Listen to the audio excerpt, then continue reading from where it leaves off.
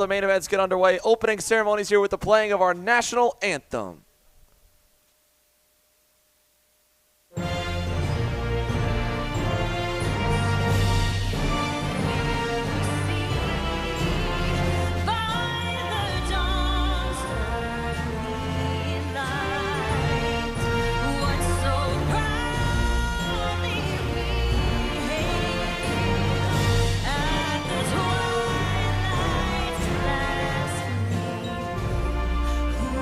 Stripes and bright stars through the perilous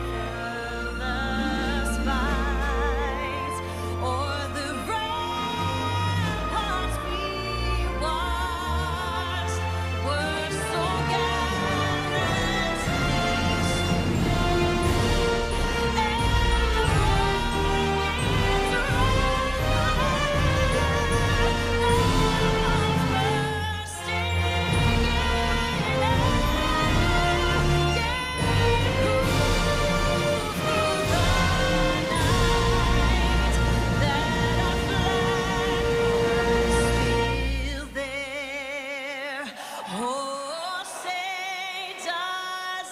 the spangled banner yet wave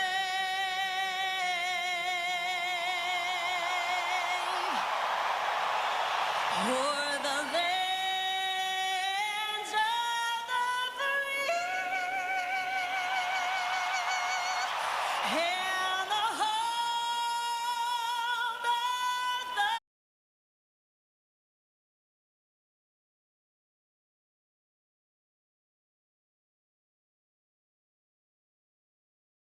Gentlemen, it is time to get the action started. Micro Swift coming your way live here on Kart Chasers coverage of the IAME USA Grand National Championship presented by Hunt Brothers Pizza.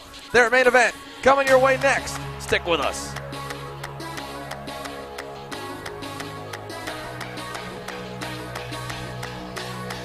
A top-level performance team with unmatched hospitality, offering a full-service driver development program with year-round testing available in Miami, Florida, and the official North America racing team of Parolin Racing Chassis. Chassis and parts available at ParolinUSA.com.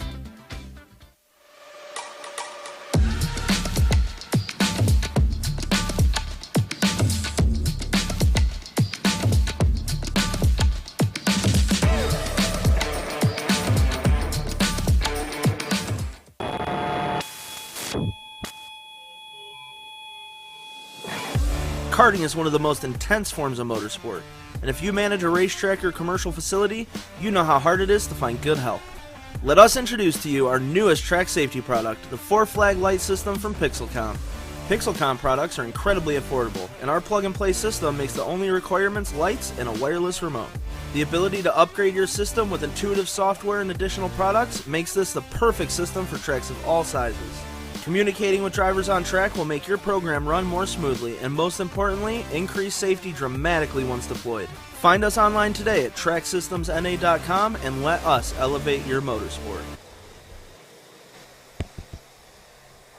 So here we go Massive for the IAME USA Grand National Championship presented by Hunt Brothers Pizza. The grid is clear. It is time to go micro racing. 7 main events on the boards, 20 laps apiece to crown the IAME USA Grand National Champions for 2022.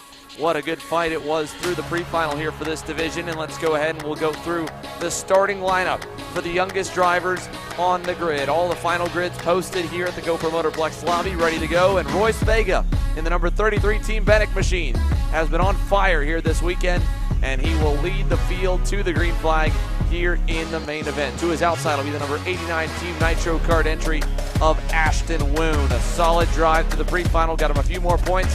He rolls off on the outside of row number 1. Row 2 will be the number 66 of Alexander Procuna. To his outside, Nicholas Orbezo in the Iron Rock Motorsports Tony Kart. Row 3 will be Marco Samet for the BJR MD Orlando Norris Kart in the number 57. To his outside, driving through the field all weekend long. He's got a much shorter drive to the front this time.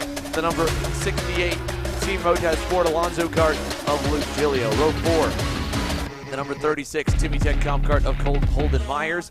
To his outside, the team GWR Red Speed of Colton Schneegenberg. And rounding your top 10, Parker Ives in the number 48 Nitro Kart to the inside, and Bryson Scales aboard the number 12 Tony Kart out of Charlotte, North Carolina on the outside. We're ready to go racing here. 18 of North America's best young stars will kick off our afternoon here. Caleb, 20 laps on the board.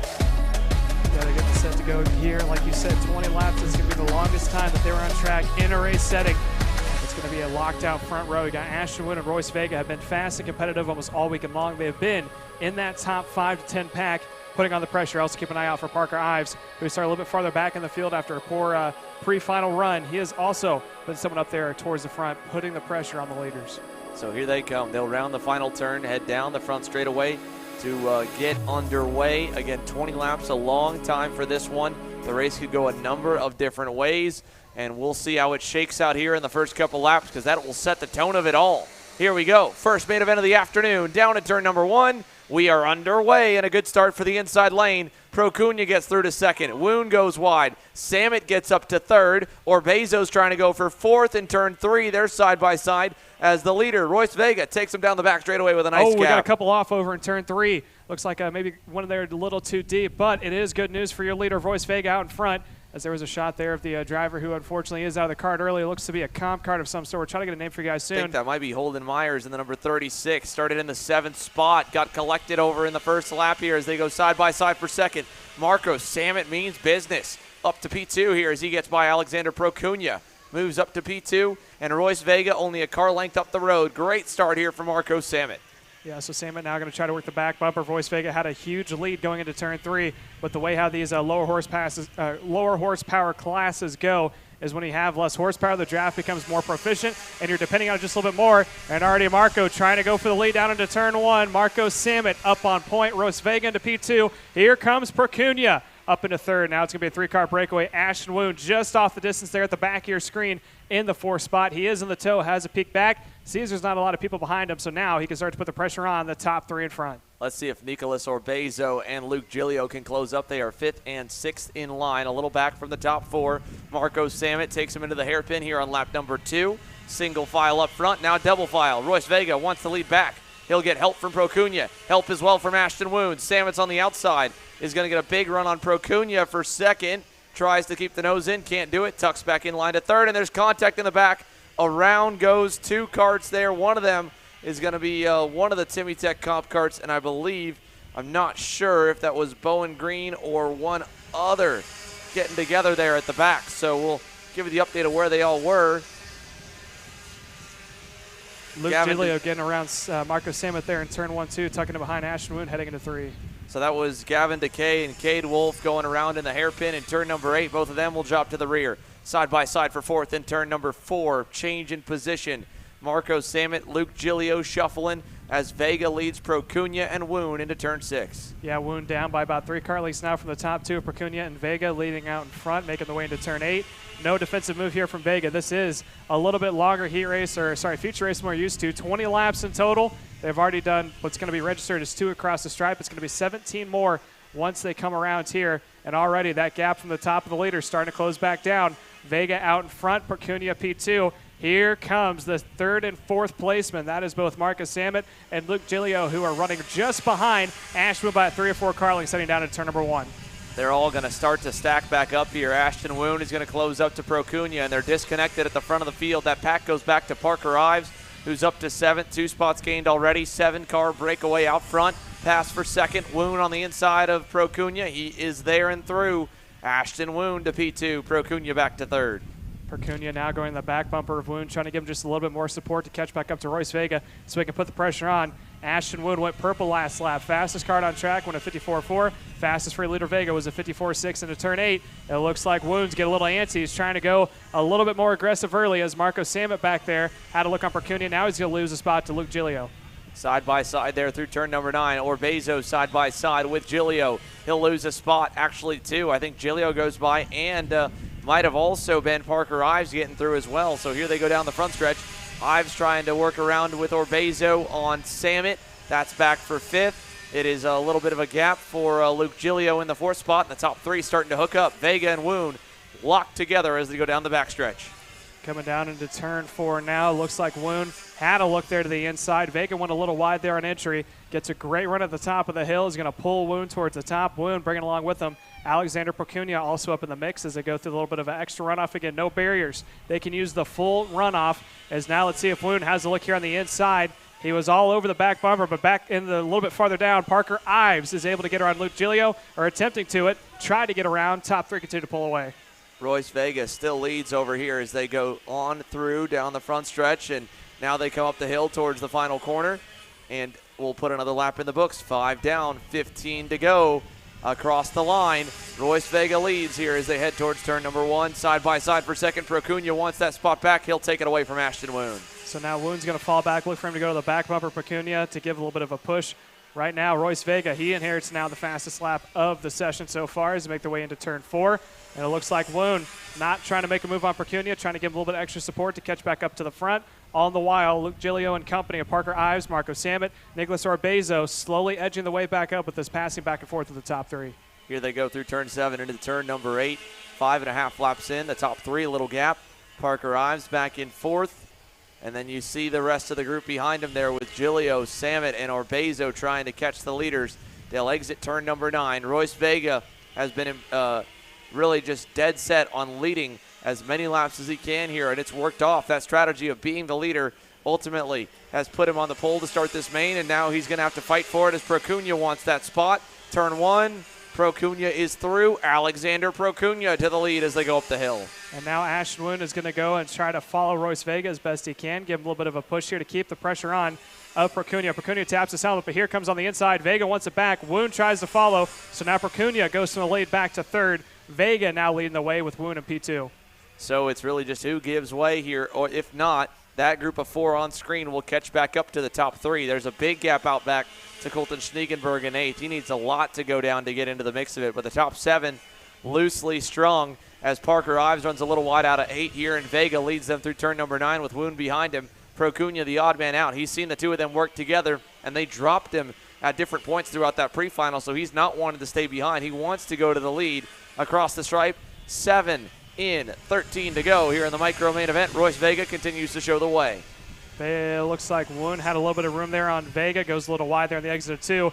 Procuna has a decent-sized run there coming out of turn 2, decides better of it, puts into the back bumper of Woon, coming down into turn 4. Does Woon pull out? No, he does not. He's going to stay in line right behind Vega. And again, that second group being led by Parker Ives is starting to close back up. Luke Giglio did go purple last lap with a 54.0, opposed to Royce Vega's last lap at 54.5. Big contact on the outside of retaining wall for one of the that's a full tilt Tony Kart. That's Jake Manalio, I believe, but I'm not 100% on that one there with contact on the outside wall. So unfortunate early end of the day for another one of our micro drivers. Manalio actually earlier out. He's already gone. Myers out. Enzo De Janeiro also out. As we're down to 15, make it maybe less across the stripe. Vega leads. Parker Ives on the way. He was faster than him last time. Is he quicker this time? Parker Ives and company, they are 3/10 better for 4th and 5th of Parker Ives and Luke Giglio. And right behind those two, Marco Samet is also getting a little bit of a toe off those two, so he's getting pulled just along with them, being in the draft up to the top. Here comes Ashton Woon on the inside of Vega for the lead. Takes it away. Vega muscles his way back into the second spot. Doesn't give Procuna the chance to try to battle him out to inherit the second position, so he's going to stay content in P3. But Parker Ives and company has arrived. They're now half a car length behind Procuna, coming up into turn 8. Let's see if they try it here. I think they're going to continue to close as we're going to be working 11 laps to go at the line. Out of turn number 8, Ashton Woon has not yet led a lap in this main event. He's about to make it happen here across the stripe. It'll be 9 laps down, 11 laps to go, just encroaching on halfway. And we've got 6 drivers in the mix as Nico Orbezo, unfortunately, a couple mistakes has cost him the draft of the lead pack, and he's now going to be by himself for a little while there in 7th. Up front, Procuna had a look for second, didn't do it. Pass for 5th attempt by Marco Samet. He gets by Luke Giglio. Parker Ives also getting straight to the back bumper. Procuna enjoying that extra momentum that he's getting. This is now breaking away the top 4 as it looks like Luke Giglio along with Marco Samet slowly being left behind. They do have the pace to keep up with them. All they need is a pass or 2 inside the top 3, and they'll be right there at the end. They're doing this accordion effect where they spread out, bring themselves back together. But right now it's a 4-pack battle for the lead now that Parker Ives has joined the top 3. So into turn number 8 here. Ashton Woon leads them on out. Again, Royce Vega right behind. This is the most he's followed, I think, all weekend long. Royce Vega there in P2. Alexander Procuna has shown a little bit of antsiness wanting to get by him, but he hasn't been able to make anything happen yet. This time by, crossed flags will fly. Halfway in, halfway home. Across the stripe, Ashton Woon, your leader here with 10 to go. Woon doing a good job of not going on the defensive just yet. Knows that Vega has company behind him. If he starts to block here, they are halfway. Probably about another 5 laps before we see any of that. So Woon's going to lead him going into 4. 3-car breakaway out in front. It looks like Parker Ives maybe struggling a little bit to keep up with the top 3. A little wide there on the exit of 4. Still in the tow with them. Slowly but surely, Marco Samet and Luke Giglio are closing back up. But right behind Giglio, Nicholas Orbezo also trying not to follow the draft of that second pack.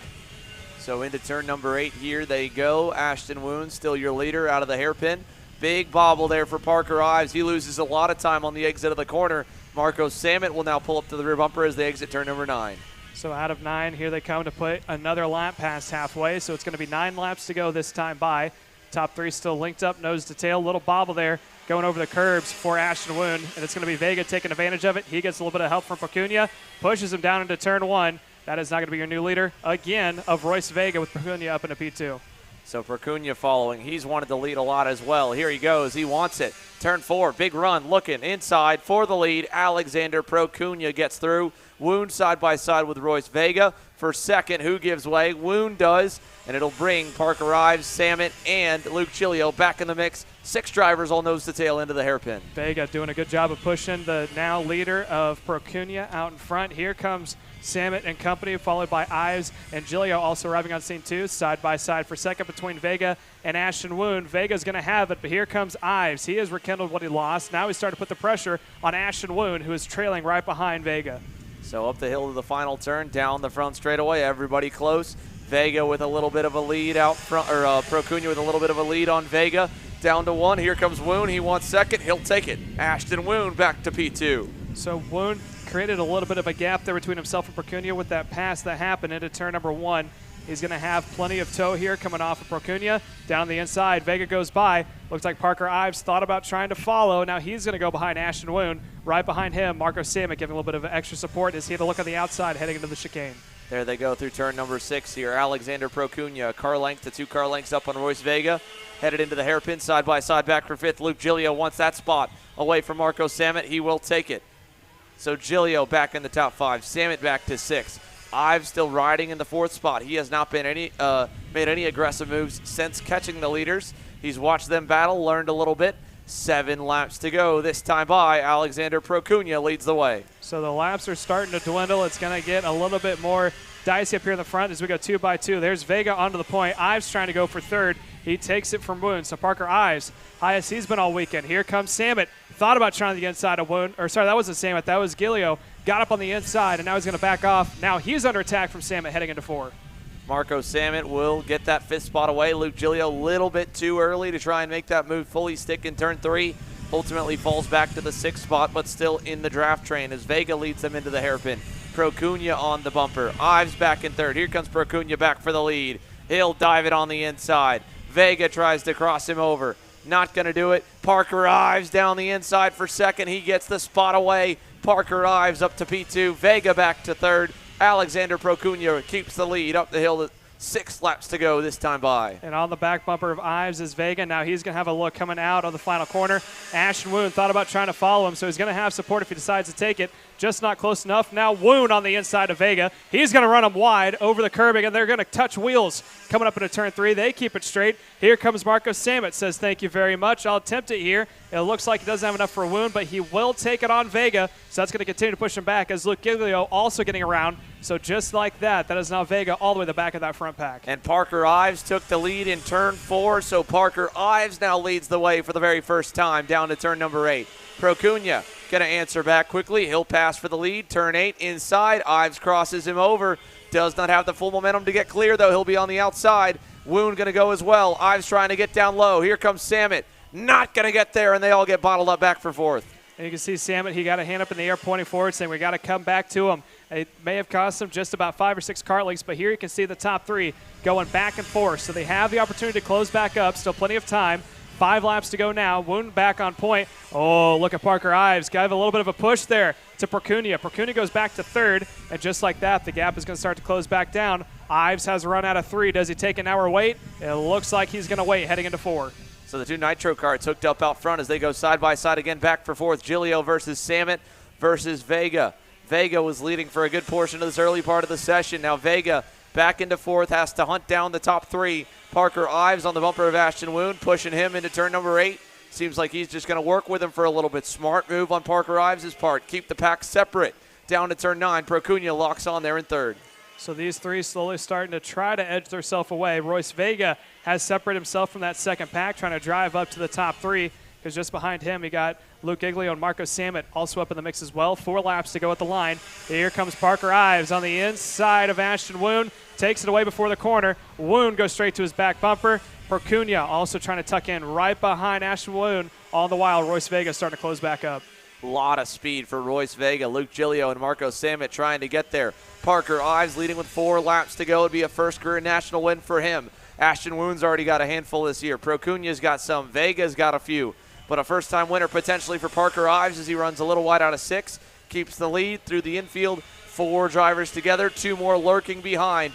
3 laps to go, and Ives makes a mistake under braking. Gets sideways. Here goes Ashton Woon back to the lead to turn 9. Locked up the back end and kicked out just a little too far. And now that's going to cost Woon out in front. Ives falls back to second, although he did a good job of recovering of what he lost in the hairpin. He is now going to be under threat here from Percunia as they make the way in the final corner. Percunia may have a little bit just more momentum. Let's see if he tries to pass him heading into 1. He's looking. Ives checks back, pushes into Woon, and now it's going to be Percunia back up to P2, although Ives is not going to let that one go easy. Ives tucks back in line to third here. Procunha to second. 2.5 to go. Vega looking to help Ives maybe. Ives doesn't do it just there. They stay in the draft of the race leader, Ashton Woon. Now Ives runs a little wide. Vega looks on him, doesn't do it through 5 and 6. Parker Ives needs a good couple corners here. Vega as well.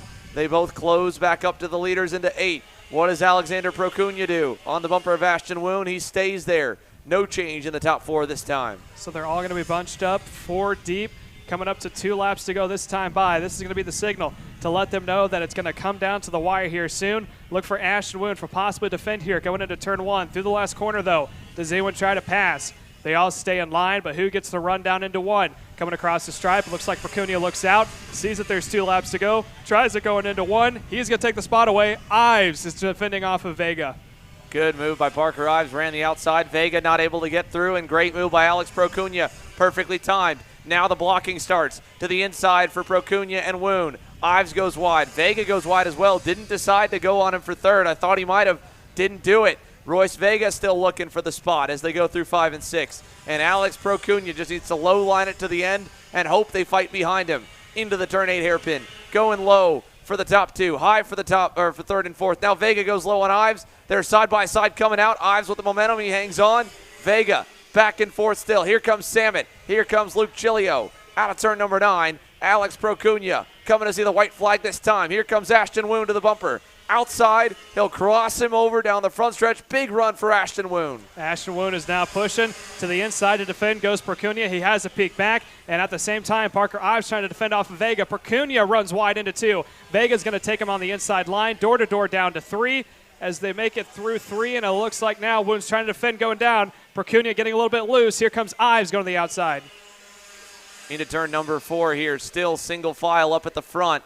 Ashton Woon able to get through, takes the lead, half a lap to go.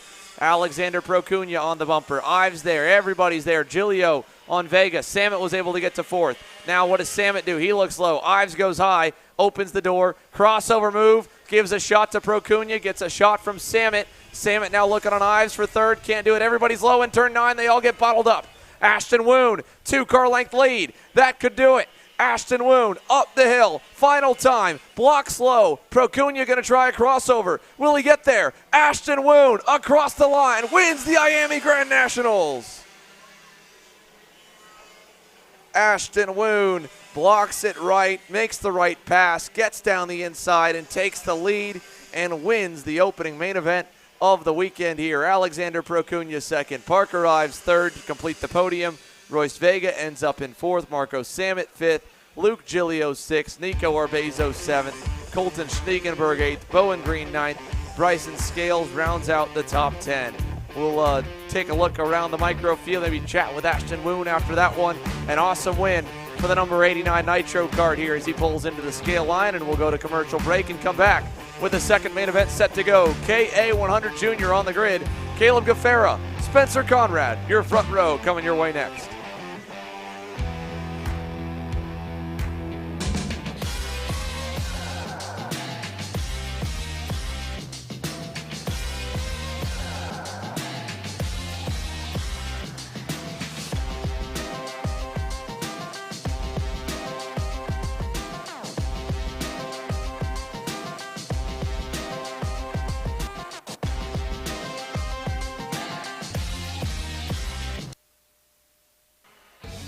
Looking for a top-level team environment that fits your budget? Look no further than AMAX Racing. We cater to customers around the country who want driver coaching, tuning assistance, hospitality, track support, and a family race environment. Our race schedule is support available at all levels, from club and regional series across the Midwest to top-tier events such as the TKNA Grand Nationals, the U.S. Pro Kart Series, and the Scooter Pro Tour. Whatever level you may be at or want to get to, AMAX Racing can get you there.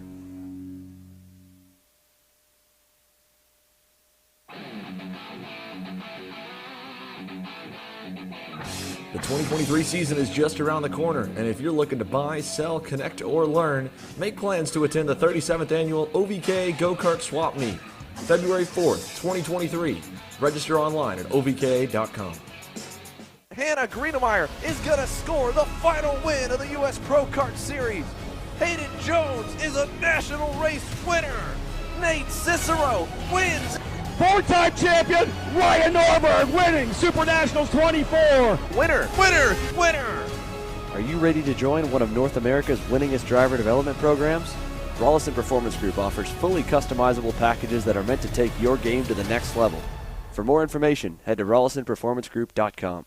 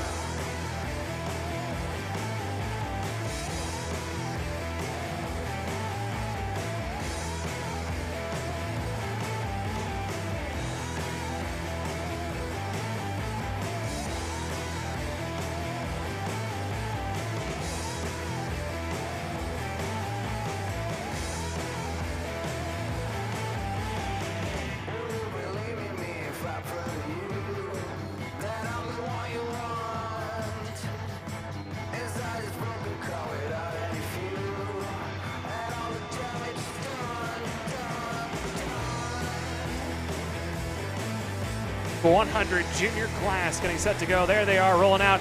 You can see some last minute congratulations there. Good lucks there from the Atex crew. Your front row is going to be Caleb Gaffera starting next to Spencer Conrad. Row number 2 is going to be Cooper Shipman starting next to Ernesto Rivera. Hayden Wise also up in the mix. You got Eli Warren starting in the 5th position next to Alex Marcato. NP7, Valentino Gabriano starting the 8th spot next to Anthony Rivera. And Diego Guido is going to round out your top 10. We'll give you a full rundown here shortly, as our very own Xander Clements is going to be back in the booth here soon, as Dalton Haynes is right here with me now. Now, Dalton, you haven't had the best weekend so far, but you hopeful here going into the feature? Yeah, I'm super excited for the feature. It's going to be a great race. I'm starting P11. Had a lot of speed in warm-up. Had quite a bit of speed with hard charger in the pre-final. So I'm pretty excited going into the final. I have some real speed, possible top 5, maybe even looking on top 3, depending on how everyone else's tires go. Now, there's been a lot of heavy hitters that had problems here with the first couple of days. You had Brayton Ease, who started the back after a poor qualifying run, had to do an engine change. You also had Connor Zilic, had a bad qualifying run because they get to turn a lap at a competitive speed. So you three, obviously with you last year, you know a thing or two about having a good qualifying run, but not doing too good in the heat races. When it comes down to it,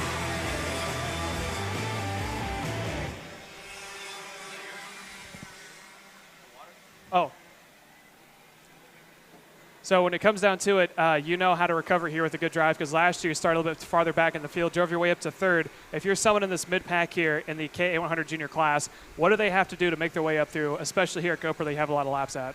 Yeah, absolutely. If you're starting in the midfield, you're definitely going to want to just focus on keeping your nose clean the first few laps and then just pushing through. I mean, most of these guys are on new tires. If they wanted to start the pre-final on new tires, they had the option to. A couple of them did. I know that for a fact, so they'll probably be falling back later in the race. But if you're on new tires, just about everyone's going to be around the same speed.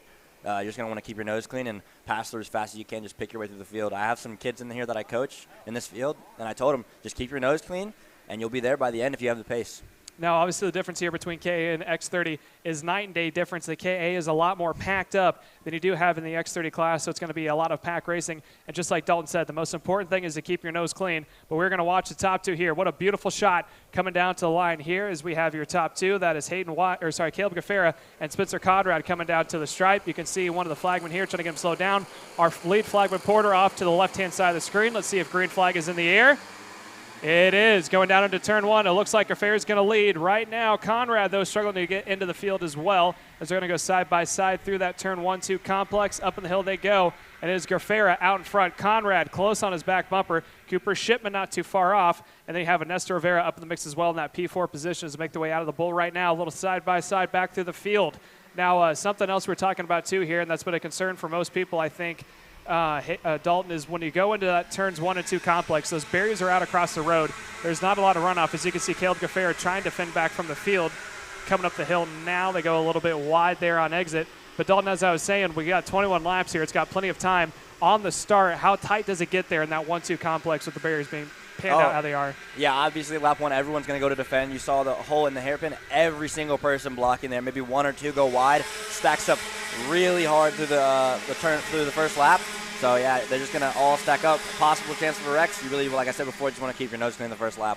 Yeah, looks like the top 3 getting away here. They are. That is Gaffera leading it with Conrad and Shipman in tow right behind them. But as we've seen from the K, as there's a pass on the inside, that is going to be Conrad and Shipman both getting around Gaffera. Gaffera's teammate, though, Ernesto Rivera, was leading that second pack in the 4th spot. He's got behind him Alex Marcato along with Eli Warren. So now he's got maybe just a little bit more support, but the two out in front now of Conrad and Shipman, as there they go to defend. That's going to be... Conrad goes to defend. Yeah, Conrad defends, Shipman followed. Cooper Shipman. So here comes Gaffera trying it up on the outside. He's going to be forcing the outside here through the double rights. He is now going to continue to maintain that 3rd spot, but a little bit of separation. And like we've seen here, Dalton, between these two classes of the KA and the X30, it's kind of hard to run away in the KA class. We saw it earlier. But Cooper Shipman is going to defend, so that will give Conrad a big gap. Gaffera gets underneath him. And a slide job for Gaffera. That was a great pass on him. Only problem is that just opened the gap to Conrad. Gaffera and Cooper Shipman are going to have to work really hard to catch up to Spencer Conrad here early in this race. They've given him a big gap. Yeah, like I was saying before, it's kind of hard to run away from the field unless of what we just saw when there's a little bit of passing back and forth there on the 2nd spot. They do have 19 more laps to go. This is one of the longer feature races that we have here this afternoon. But as you can see from the top-down shot, probably about 8 to 9 cart lengths that Spencer Conrad has over the rest of the field. Gaffera still leading that charger at the second group. He's going to hope that behind him, Marcato and Shipman decide to maybe stay in the line. Eli Warren making up one more spot. He goes up into P4 now. One guy to watch is definitely Max Garcia. He has made quick work of that midfield. He's almost near the front pack now. He's got one more pack to go before he gets to the front pack. Max Garcia is a very smart driver. He's going to be in that front pack here soon. And he's got plenty of time. As here's a look down on the inside, or a potential look down there on the inside. That was right behind Rivera of Alex Marcato. Decided better of it. Good gap there you can see from that top-down footage. That's actually the second pack on the top of your screen, led by Caleb Gaffera, heading down into turn number 4. Eli Warren all over the back bumper. Cooper Shipman as they make the way towards the top of the hill there. Yeah, Cooper Shipman is definitely going to feel pressed to pass Caleb Gaffar with the pressure from Eli Warren, but they're going to have to work together as we have one cart off. I believe that's the Speed Concepts cart. Yeah, that was out of turn 3. It'll come across at the bottom of the timing sheet when they come across the board and get you an exact name for you guys. But now as they make their way out of that hairpin, coming up the hill now, you can see that they're slowly starting to close back up to your leader of Conrad, and that is being led by Caleb Gaffera. He's getting some help there from Cooper Shipman. Again, these two aren't teammates, but they have the same end goal in mind, and that's why they've been able to work together to catch back up. And they're bringing with them Eli Warren not too far back heading into turn 1. That side shot. Caleb Gaffera goes to the inside. Yeah, it's a nice pass. Cooper Shipman might follow. Yeah, he's going over the bump. And he secured it on Spencer Conrad. Spencer Conrad might lose it to Eli Warren as well. Yeah, Warren had to look to the inside. I think he's now just defending, trying to hold on to that 4th spot. But just like that, Gaffera goes up to the top. Conrad falls back. Last lap, Gaffera did go purple, so he is the quickest Kart on track, making the way into turn number 8 now. Yeah, Caleb Gaffera definitely doing a great job leading this race. We got 2 around over in turn number 4. And now they're going to go all the way down to defend goes Caleb Gaffera. He's trying to hold off, and here comes Ernesto Rivera. Somehow made his way all the way up. Now he's challenging for the 2nd spot. Gaffera is then going to lose a spot again, so that's going to be Conrad going back around him, up on the wheel, making the way down to the line. Shipman also falls back way behind Eli Warren as they make their way across the stripes. Now it's Gaffera running P2. Yeah, they are still blocking here every other so lap. Cooper Shipman, I believe that's Caleb Gaffera going in for P1 again on Cooper Shipman. Spencer Conrad follows him through. They're not really wanting to work together. They're sorting out who wants to lead. It's in a pack of 5. When you're in a pack that big, there's always drivers that want to go up to the front. So you're always going to have someone that wants to pass and no one really wants to work together. They need to get that pack down to 3 if they want any chance of pulling away. Yeah, they're trying to do that right now, but no one really wants to leave that front pack that Gaffera is currently leading. Like you said, Shipman falls back into P2. Conrad right there behind him. Eli Warren. Now you can see maybe just a little bit of trail off there from your 5th placeman of Diego Guido. He's also in the mix up in that top 5, but he is barely trailing off the back bumper of Eli Warren. Up the hill they go, and just off the distance of Nestor Rivera and Chris Atkin. They got a 2 tandem going, trying to catch up to the top 5 towards the top of the hill. They're looking at about 15 laps to go this time by. Gaffera leads, but as you said, Dalton, a little early there for defending. Conrad looks like he wants to work with Gaffera this time, so they might be able to pull a gap from, I believe that's 5th place of Diego Guido. But yeah, no, they're definitely going to have to work together more, save their tires for the end of the race. See, Cooper Shipman's going very early on entry there in turn 4. He's really working those tires to keep up with Spencer Conrad. So if he's really working the tires to keep up with Spencer Conrad, they're not going to be that great at the end of the race. Yeah, you can see Eli Warren also closing up there, too, to round out that 4-pack. He is pushing on Shipman, who's pushing on Conrad, who's trying to see if he can't work together with Gaffera, like you were saying. Top 4, maybe trying to pull away from Diego Guido. Unfortunately for Diego Guido, all he has in his favor right now is the draft. He doesn't have any help from behind. There's a little bit of a gap, about 5 or 6 car lengths before he gets to Ernesto Rivera, followed by Chris Atkin as well. So as they make the way up towards the top, the final corner, coming down to the stripe, it looks like there aren't going to be any defending from Caleb Gaffera going into turn 1, but he is getting a bumper full of Spencer Conrad heading into turn number 2 now.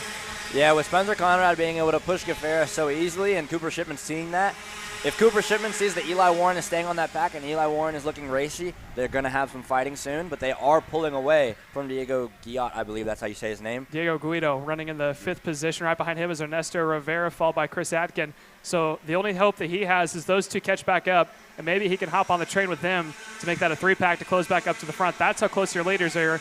And there is Diego Guido getting reeled in by those 2 behind of Rivera and Atkin as they make their way up the hill through turns 7 and 8 now, making the way towards 9 and 10. It's 14 to go now. It's going to be 13 to go at the stripe, and Gaffera continues to lead. So that top 4, Dalton, has kind of calmed down just a little bit. At what point do you think it's going to start to break loose? Definitely. I see. As soon as one driver starts to slow down in that top 4, if it's 2nd place, 3rd place, 1st place, they're going to think about passing. As soon as Eli Warren, he might lose this pack here. You see, he's losing the draft slightly, having to push really hard to keep up with them. If he loses it, Cooper Shipman will see that, and he'll keep working. So it all depends on managing your gap. Cooper Shipman is taking a different line through 4 and 6 here than Spencer Conrad and Caleb Gaffar. So if Cooper Shipman stays with them by the end of the race, it just depends on managing their gaps. If Eli Warren falls back, Cooper Shipman will keep pushing. But if Eli Warren doesn't fall back anytime soon and he has no signs of falling back, Cooper Shipman might go for a pass on Spencer Conrad, or Spencer Conrad might see both of them and go for a pass on Caleb Gaffar. It's just a game of a waiting game here on these first early few laps. They all know how much time they have. They want to make it as few drivers at the front as possible. Caleb Gaffera is going to just keep his head forward and just keep running laps to pull away. He's not going to do any defending. As long as Spencer Conrad's pushing him, you can see Cooper Shipman's already losing his tires slightly going into 4, and he's having to go in super early and locking up those tires, trying to get in, trying to push as hard as he can to keep up. Spencer Conrad and Caleb Gaffar clearly have better tires right now. Yeah, and I think Eli Warren now is maybe playing a little bit aid there to Cooper Shipman running in the third spot to give him a little bit of a push there on the straightaways. As now you're talking about, there's Conrad going down. He sees those two aren't falling, and now Shipman sees his opportunity. If you were right that his tires are falling off as he goes up into P2, he's going to need to keep the leaders at bay behind him, keep the faster guys behind so that they can't really get a good run and pull away from the field. But as you're saying, if Spencer Conrad has better tires out of everyone, maybe more pace, he might be able to edge his way away, but he is opening up that pocket of air there for the rest of the crew from behind. So now he's got Shipman and then Warren off the distance right behind Fair in P3 as we're halfway this time by. The way Cooper Shipman is driving is very interesting. You can see even with the drone shot, he's got a very different line than everybody else. He's turning in a bit earlier. He might go for a pass here. Spencer Conrad goes to defend middle of the race. That's not too good of an idea. You guys have to have trust with each other in the top four, or else the field behind them is going to keep up, just depending on when Spencer Conrad wants to defend. Since he defended in 4, Cooper Shipman might go for a pass in the hairpin. You never know. Well, that's also good news for Eli Warren. That's given if he is struggling to stay on pace with them. Again, he doesn't have any help from behind, although it looks like Ernesto Rivera is slowly starting to edge his way up to that top 4, doing that back and forth in the blocking like you were talking about. But he doesn't have anyone from behind to help push him up to the front. He is only relying on the draft right now. And once you know, if you lose sight of the draft, there's kind of a lower chance they'll be able to catch back up. As we're looking now, 10 laps to go at the stripe. It is still Conrad, Shipman, Garfera, followed by Warren, about trailing 2 or 3 kart lengths as they make their way out of turn 2 now. Do you think it's going to, Dalton, do you think it's going to maybe settle down just a little bit? I think they're going to be going back and forth, maybe defending the line. Well, they're going to need to settle down, but as you know, Caleb Garfera likes to lead these races. He does not like to be sitting in third, especially with Eli Warren right behind him. Eli looks a little bit slower than the front 3. He's barely hanging on there. He's just staying there because he's in the draft. If they all push, they might be able to get a gap on him. But Garfera most likely will make a move here soon. I don't know how soon exactly. I know Garfera likes to lead the race. And Spencer Conrad is very fast, and Garfera knows that. So it just comes down to who wants to pass who first. Now let's say that you're in the 5th place with Ernesto Rivera. You see yourself closing up to that group slowly but surely. Maybe not as fast as he wanted. We're getting down under. We're well beyond the halfway mark. It is 9 laps to go now. But if you're in that 5th place spot, you see Warren is starting to trail back, and the top 3 are slowly starting to edge their away. What are your thoughts right now when you're trailing by about maybe half a straightaway? Well, I've been in that position before, and to be honest, it's very frustrating. You see the last lap, they fought slightly, they bunched up, and they were doing 50.7s, and Ernesto was doing a 50.5. This lap, they didn't. They worked together really well. They were all doing 5s. The top 4 all did a 5. Ernesto Rivera did a 7.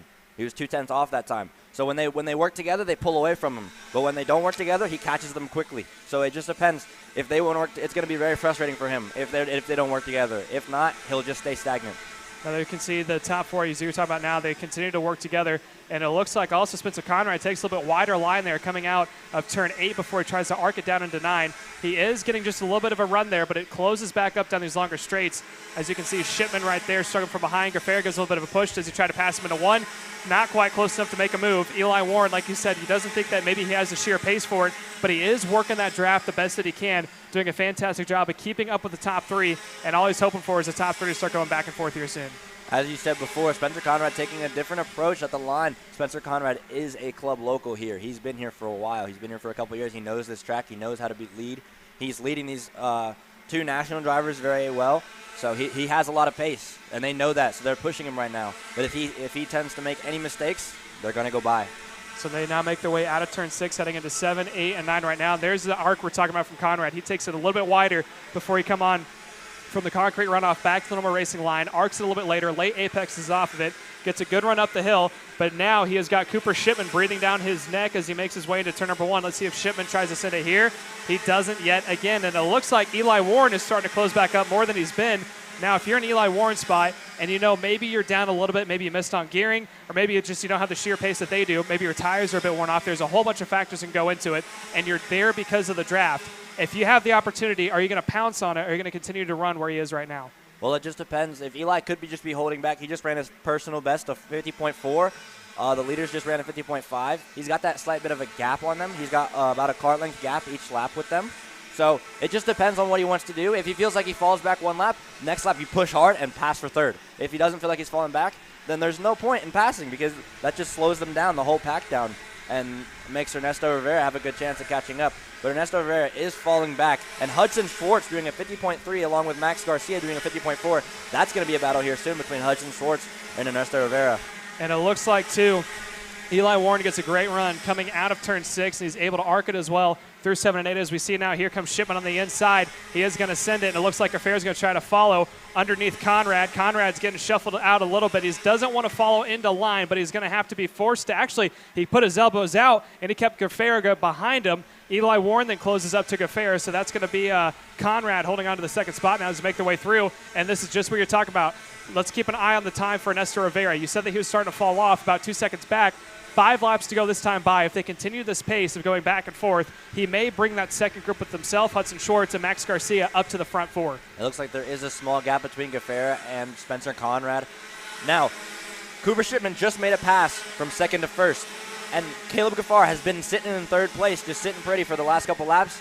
As I said before, he likes to lead.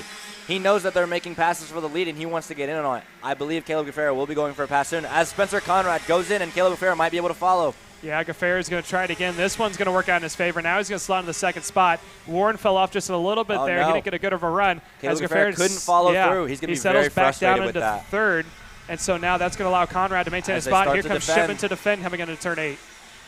Yeah, Spencer Conrad went to defend. Cooper Shipman got underneath him. Caleb Gafair switches them both, tries to go around the outside, and he makes it stick.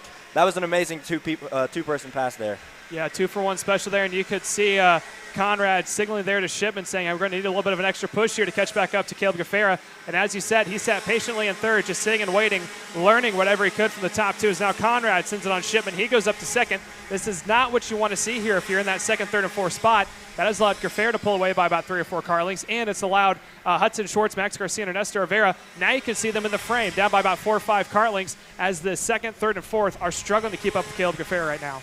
As you saw just there, Spencer Conrad took a very different line. He went very wide on entry in the bowl and stayed very tight on exit, and he pulled a 2 car length gap just out of the bowl. So Spencer Conrad has just as much speed as Caleb Gafair.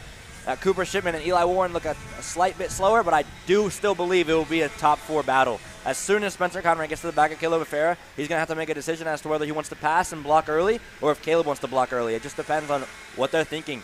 As you can see, Max Garcia, Hudson Schwartz, they're all keeping up. They're all closing in right now. As Max Garcia and Hudson Schwartz are actually very close to Eli Warren. It's going to be a, I believe, 6-cart pack here soon. Yeah, it's 3 laps to go now, 2 to go next time by. So let's see now. When is Gafair going to defend? Here comes Conrad on the inside. Conrad takes it away, tries to. Caleb Gafair fights it. That gap's going to close back up. Now Shipman and Warren, that may be a little bit of a saving grace. They can close it up here into turns 5. If Conrad's smart, he will see that flagman and he'll start to defend. Yeah, let's see if he tries to defend it now. He doesn't. He's going to maintain his normal line. Gafair is still in P2. Here comes Shipman and Warren, and along with it, here comes Schwartz and company, followed by Garcia. So these two, they got to move quick. They're going to have about 2 1/4 lap to try to make it around 4 other drivers. This time by C2 to go, and I anticipate there's going to be a lot of defending heading into turn 1. Yeah, Caleb Gafair gets a great run out of turn 11. Look for Conrad to defend into 1. Caleb Gafair goes very wide. He doesn't have anyone on his back. He tries to switch him back. Doesn't look like he'll get it if Spencer Conrad defends 3. Cooper Shipman's on his outside. And already looks Max like Cooper Garcia Shipman has the momentum. He does, and Garcia's made it up. Now he's in the tow. They go all down to the inside line. Here comes Schwartz as well in company trying to make their way through, and already they're switching back and forth heading into the switch Max Garcia's made it to P4. As I said earlier in this race, Max Garcia will be in that front pack every single race. He's a very smart kid. He knows what to do. Caleb Gafair, look for him to defend with Cooper Shipman. They all go defensive. Caleb Gafair pops out, looks for a pass, can't make it stick. Yeah, now Garcia, he's got to play it quick. He's going to about have a lap and a quarter to go now if he wants to try to make any moves as they go side by side from behind. That was, I think Brinkman is up there too. Yeah, Brinkman and Rivera. We're going door to door. Now let's see if Conrad can try to lead just a little bit better. Flag. Shipman right here as well. They're all probably going to go the inside to defend. There goes Conrad to defend. Shipman follows. Garcia follows as well. Garcia goes the high side around Gafair. Oh, they have Gafair contact! spins Cooper Shipman. So Shipman and Gafair fall back, and now saving grace has just been given to Spencer Conrad out in front. Max Garcia up into P2. Max Garcia doesn't have to defend in the bowl. It looks like it'll be Spencer Conrad and Max Garcia for P1 and 2, but is that Ernesto Rivera for P3? It is Ernesto Rivera, and he's bringing behind him. If I'm not mistaken, I think Brinkman is up there as well behind him. Warren. And Warren's going to trail, but I think it's going to be okay for Conrad. They all go to defend behind. Rivera tucks down low. Eli Warren around the outside of Cameron Brinkman makes it stick. Yeah, he's trying to get for that 5th spot. They're all diving to the inside. Oh! Contact. That's Elio Meza. Yeah, one more as well. Trying to get a name for you guys, but it's going to be all eyes on Spencer Conrad. Drove a beautiful last lap, comes across the stripe, and he will win your KA100 junior category here this afternoon. Wow. Max Garcia comes across in second, Ernesto Rivera in third, Eli Warren in fourth, Hudson Schwartz comes across in fifth, Caleb Gaffera falls back into sixth, Cameron Brinkman moves up 9 spots to finish into seventh, Alex Marcado falls back 2 spots to finish in eighth, Anthony Rivera coming across in P9th, and Chris Atkin round out your top 10. How about that, though? Max Garcia up 13 positions to finish in second. And Spencer Conrad, like you said, a local, drove it smart. He used the best of his ability, and he was able to come out on top. Max Garcia did a great job. What did I say earlier in the race? Max Garcia will be up there. But I believe there will be some words traded between Cooper Shipman and Caleb Gaffera. That was a spin. That was, but the pit maneuver. We do have our very own Kendall Hedge going down to the scale line now, so we can't talk to a couple drivers. We're going to send away to another commercial break. When we come back, we still have more racing yet to come. Your X30 Masters are getting set, grid up, ready to go here shortly, so we'll have that when we come back from commercial break live from GoPro. I'm Billy Vincent, owner of MPG Motorsports. What we do at MPG is we try to keep it a nice, fun family atmosphere, try to combine sort of the bigger things and of the bigger teams and the professionalism down with sort of some of the fun sort of family-oriented atmosphere. We try to not only develop drivers, but also the parents and the families for just in knowledge in general in motorsports. It all starts in karting. What we try to do is try to help the drivers, the moms, the dads understand the sport of motorsports in general, not just karting, but what it takes to get all the way up through. Whether you end up wanting to be a driver or a mechanic or an engineer, you know, we can help you with that, and that's what we're here for.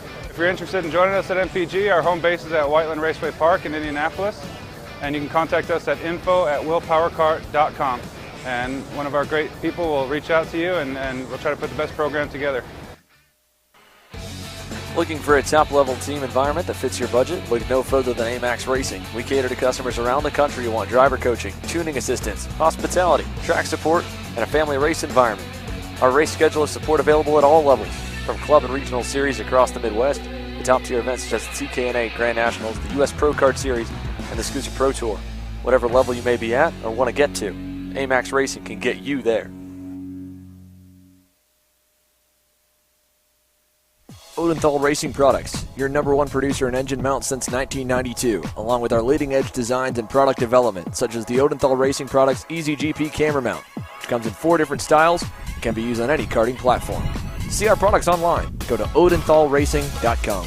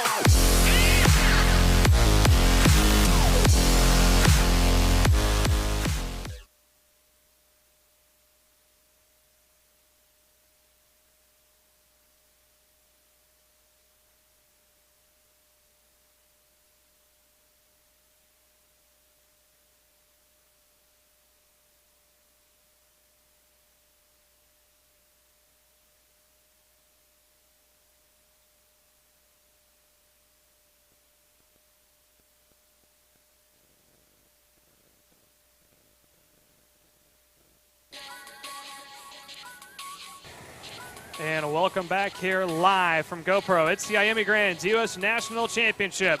Second edition here, sponsored by Hump Brothers Pizza. We're about to get underway with our X30 Master event. And we're going to see now if we can't maybe catch up with a couple of our top runners there from our our KA class. And it looks like we do have one caught up with our very own Kendall Hedge as we're going to send it side by side here for the warm-up lap. Kendall, take it away.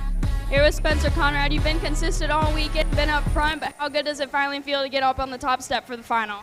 Oh, it feels great. We were really consistent in the heats and the pre-final, had a really good spot, and just knew I had to get it done. You got to the front and then got shoveled back. How did you keep your composure to get up to the front in the last couple of laps? I knew it was a long race and had a lot of time, so I just slowly made it up, and then when I got the 5 to go, it was just just kept blocking and got away with it. Who do you want to thank today? I'd like to thank GWR, Gary Lawson, my dad, all my family for supporting me, and my friends. All right, well, good job, and see you next time. Thank you, Spencer. Thank you. Thank you, and back to you guys. Back to it here as the X30 Masters head onto the racetrack. Again, you heard from Dalton Haynes as he was getting set. Rolls off 11th in the X30 Pro class. We'll have a number of X30 Pro interviews during the X30 Master main as we get set for the first of the two headline senior classes. And the X30 Master division beginning to form up here as Ben Cooper has them nice and slow in the hairpin. A little bit of an issue getting off the grid for Todd Shambo. He'll quickly make his way around to catch up to the field, and that will line them all up. It'll be Ben Cooper alongside Josh Wise on the front row. Martin Pierce and Mad Max Pappas will make up row number 2. Alex Mueller and Todd Shambo on row number 3. Darren Marcus on back, along with Ryan Kane and Jake Potak to make up your X30 Master field. So they will get set to go green. 20 laps, quite a lengthy main event for everybody here this weekend. And we'll see how long they can all hang on here for 20 full circuits around the 7/10 of a mile, 11-turn GoPro Motorplex circuit. They'll round the final turn, come down the front straightaway here for the IAME USA Grand National Championship presented by Hunt Brothers Pizza. Into the tram lanes here. Ben Cooper and company ready to get after it. Josh Wise has been the next best here through the heats in the pre-final. Can he pick that pace up? Can he continue it here in the main event? We're looking for the green flag. We'll get it. Green flag, turn 1. Cooper gets the jump down to the first corner, and Martin Pierce gets up to second as they rocket up the hill to turn 3. Yeah, that was a good job there by Ben Cooper. Got the jump on the inside, then quickly defended the outside line before arcing into turn 1. He has been the act of the day today, or sorry, I should say the weekend. He is going for a picture perfect after qualifying on pole, winning all 3 heats and the pre-final. During the pre-final, pulled away by about 8.5 seconds, and he's starting to try to set sail to do it again. Again, 20 laps is a very long time, so hopefully we can have a word with a couple of our X30 Master drivers before they get suited up and get ready to go here for their feature event. We're going to continue to watch as it is now Ben Cooper pulling away, and the battle for the second spot is going to continue on here. That is going to be between Josh Wise, Martin Pierce, Alex Mueller, and then Mad Max Pappas is also up in the mix as well as he make the way across the stripe. It is going to be point now to your leader of Ben Cooper. So Ben Cooper takes him down to turn number 1 with about a half-second lead on the field. Martin Pierce leading the second group. Josh Wise on his bumper down the backstretch, pushing him to turn number 4. Stays in line. Pierce on that TKG Kart Republic keeps the position through the bowl as they head over to turn number 5. Single file for the first, 2nd through 5th there on the pack. It's single file behind them as well, with Shambo followed by Darren Marcus there aboard the comp cart as they head into the hairpin side by side. Pappas almost able to get the move done on Alex Mueller. Cannot do it.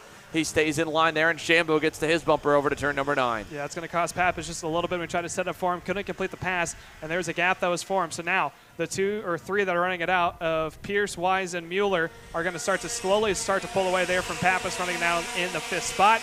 Ben Cooper comes by, already a couple laps in the books, has a 1.1 second advantage of the rest of the field. Here they go up the hill to turn number 3. You can see now with Ben Cooper gone, the 2nd, 3rd, and 4th pack, they're trying to separate a little bit with Max Pappas' mistake. He lost some ground that lap, about 3 or 4 car lengths. He'll try to close back up to Alex Mueller as they head for turn number 5 and 6, and they're all going to stack up. Josh Wise slowed it down a little more. Pappas closes back again. Mueller's close on Wise. Still no passing, though, into the turn 8 hairpin. They stay single file here for your X30 Master field. Just feeling each other out early on in this one. This time by, it'll be only 3 laps complete.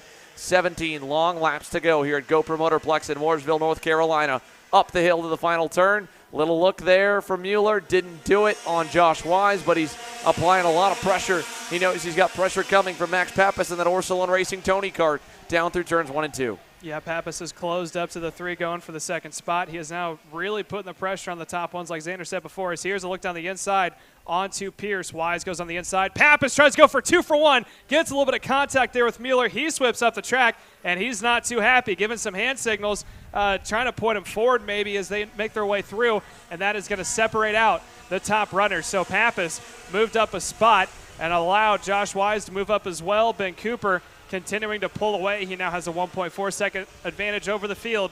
So now a little bit of drama there off the start with 17 laps still to go now. It's going to be 16 to go at the line as they make their way down towards the stripe. Everyone's still trying to chase Ben Cooper. The last time by, Max Pappas went purple. So Max Pappas now bearing down on Josh Wise here for 2nd. Good fight coming for that spot as they climb the hill to turn number 3. Then they'll head down the back straightaway here with 16 laps to go into turn 4. Pappas to the bumper. Not going to do anything just yet. Darren Marcus also showing a lot of speed as we see Mueller nearly making a move on Martin Pierce, but Darren Marcus on that comp cart switching up there in the Fullerton suit, running right behind Todd Shambo, and he's applying a lot of pressure to him there for the 4th position. So it is all close for the 2nd through 5th group, but 2 of the major players back out of it as they got together in turn 4 a few laps ago. Mueller and Martin Pierce trying to run back up on them. Max Pappas trying to run back up on the group in front to battle with Josh Wise. 15 to go, 5 down, lots of time left. And when does Pappas want to make the move? He's going to want to do it now. Turn 1 inside, 2nd. Give it to Mad Max Pappas. Yeah, so Pappas has now got the spot. Wise is going to go into his toe, and that is bringing up now the rest of the field, closing in closely to him of Todd Shambo and Darren Marcus, who have been right there about the 4th and 5th spots. They've battled up there just a little bit, trying to see if they can't get an advantage on the rest of them, but now he's going to try to see if they can't try to put the pressure on for that 2nd spot. They're just a little bit farther back. That is the 2nd group of Martin Pierce, Alex Mueller, Ryan Kane not too far back from them as well, with Ben Cooper again out in front. 2.5 second advantage over the rest of the field. As there's a good shot, you have that 4-pack battling it out for the 2nd spot. Right behind them, you got a pack of 3 that is being led by Martin Pierce and Alex Mueller, who had a little bit of a problem there coming out of turn 4. So there's Max Pappas making his way across the stripe, now registering to P2. Last time by, Ben Cooper came across the stripe at a 48.6. Pappas came across at a 49.2. So he is still turning fastest laps. Ben Cooper, that is, opening up now a 3.1 second advantage. Through turn number 4 they go. They all stay single file. Still a little bit spacing there for that 4-pack going for the 2nd position. Coming out of the double left-handers now, heading into the hairpin of turn 8. Pappas holds on to a 2-car length advantage over Wise. Wise holds about a car length and a half over Todd Shambo and Darren Marcus, who are about nose to tail. They're trying to play this one a little bit long-term here to see if they can't try to work with each other, catch up to the top 2. All the while, it looks like Darren Marcus, Alex Mueller, and Martin Pierce are starting to edge their way up to the front of the field as they come across the stripe now. Down through turn 1. Good shot of Ben Cooper making his way up the hill, and he is continuing to open up his lead. About 3.5 seconds is what he holds. The last time by, he went a 48.7. Josh Wise went a 48.9. And the closest one to him was Josh Wise. Max Pappas won a 48.97. Josh Wise won a 48.98. So that is your quick little time rundown there of what everyone's running. There's Pappas right now. He is slowly about to be under attack from Josh Wise. Wise getting a better arc there, coming out of 6 and 7. Coming down into turn 8 now. Doesn't defend, continues to stay right behind. Up the hill they go. Pappas runs a little wide. That's allowed Wise. Look on the inside. Got to his door panel. Not enough to get it done up the hill. With all this going on, we're going to send it side by side and send it down to our very own Kendall Hedge, who has caught up to one of the runners here in the X30 shootout yesterday. Kendall? Down here with Ashley Rojero Butcher. You didn't have the best shootout last night. Talk to us what happened last night. After the 3rd heat yesterday, we threw a chain, and the shootout was our first time back out on track since then. And from the warm-up for the shootout, something was off, and we were just changing everything that we could to try and figure out what it was. Found out this morning the carburetor had a bunch of junk in it, and it was all clogged up. So we've got it fixed, and we're fast and warm up this morning and move forward in our heat. So looking forward to this final. Yeah, you're starting deeper in the field for the final. Not what you would want, but what are you expecting the final to look like starting that far back?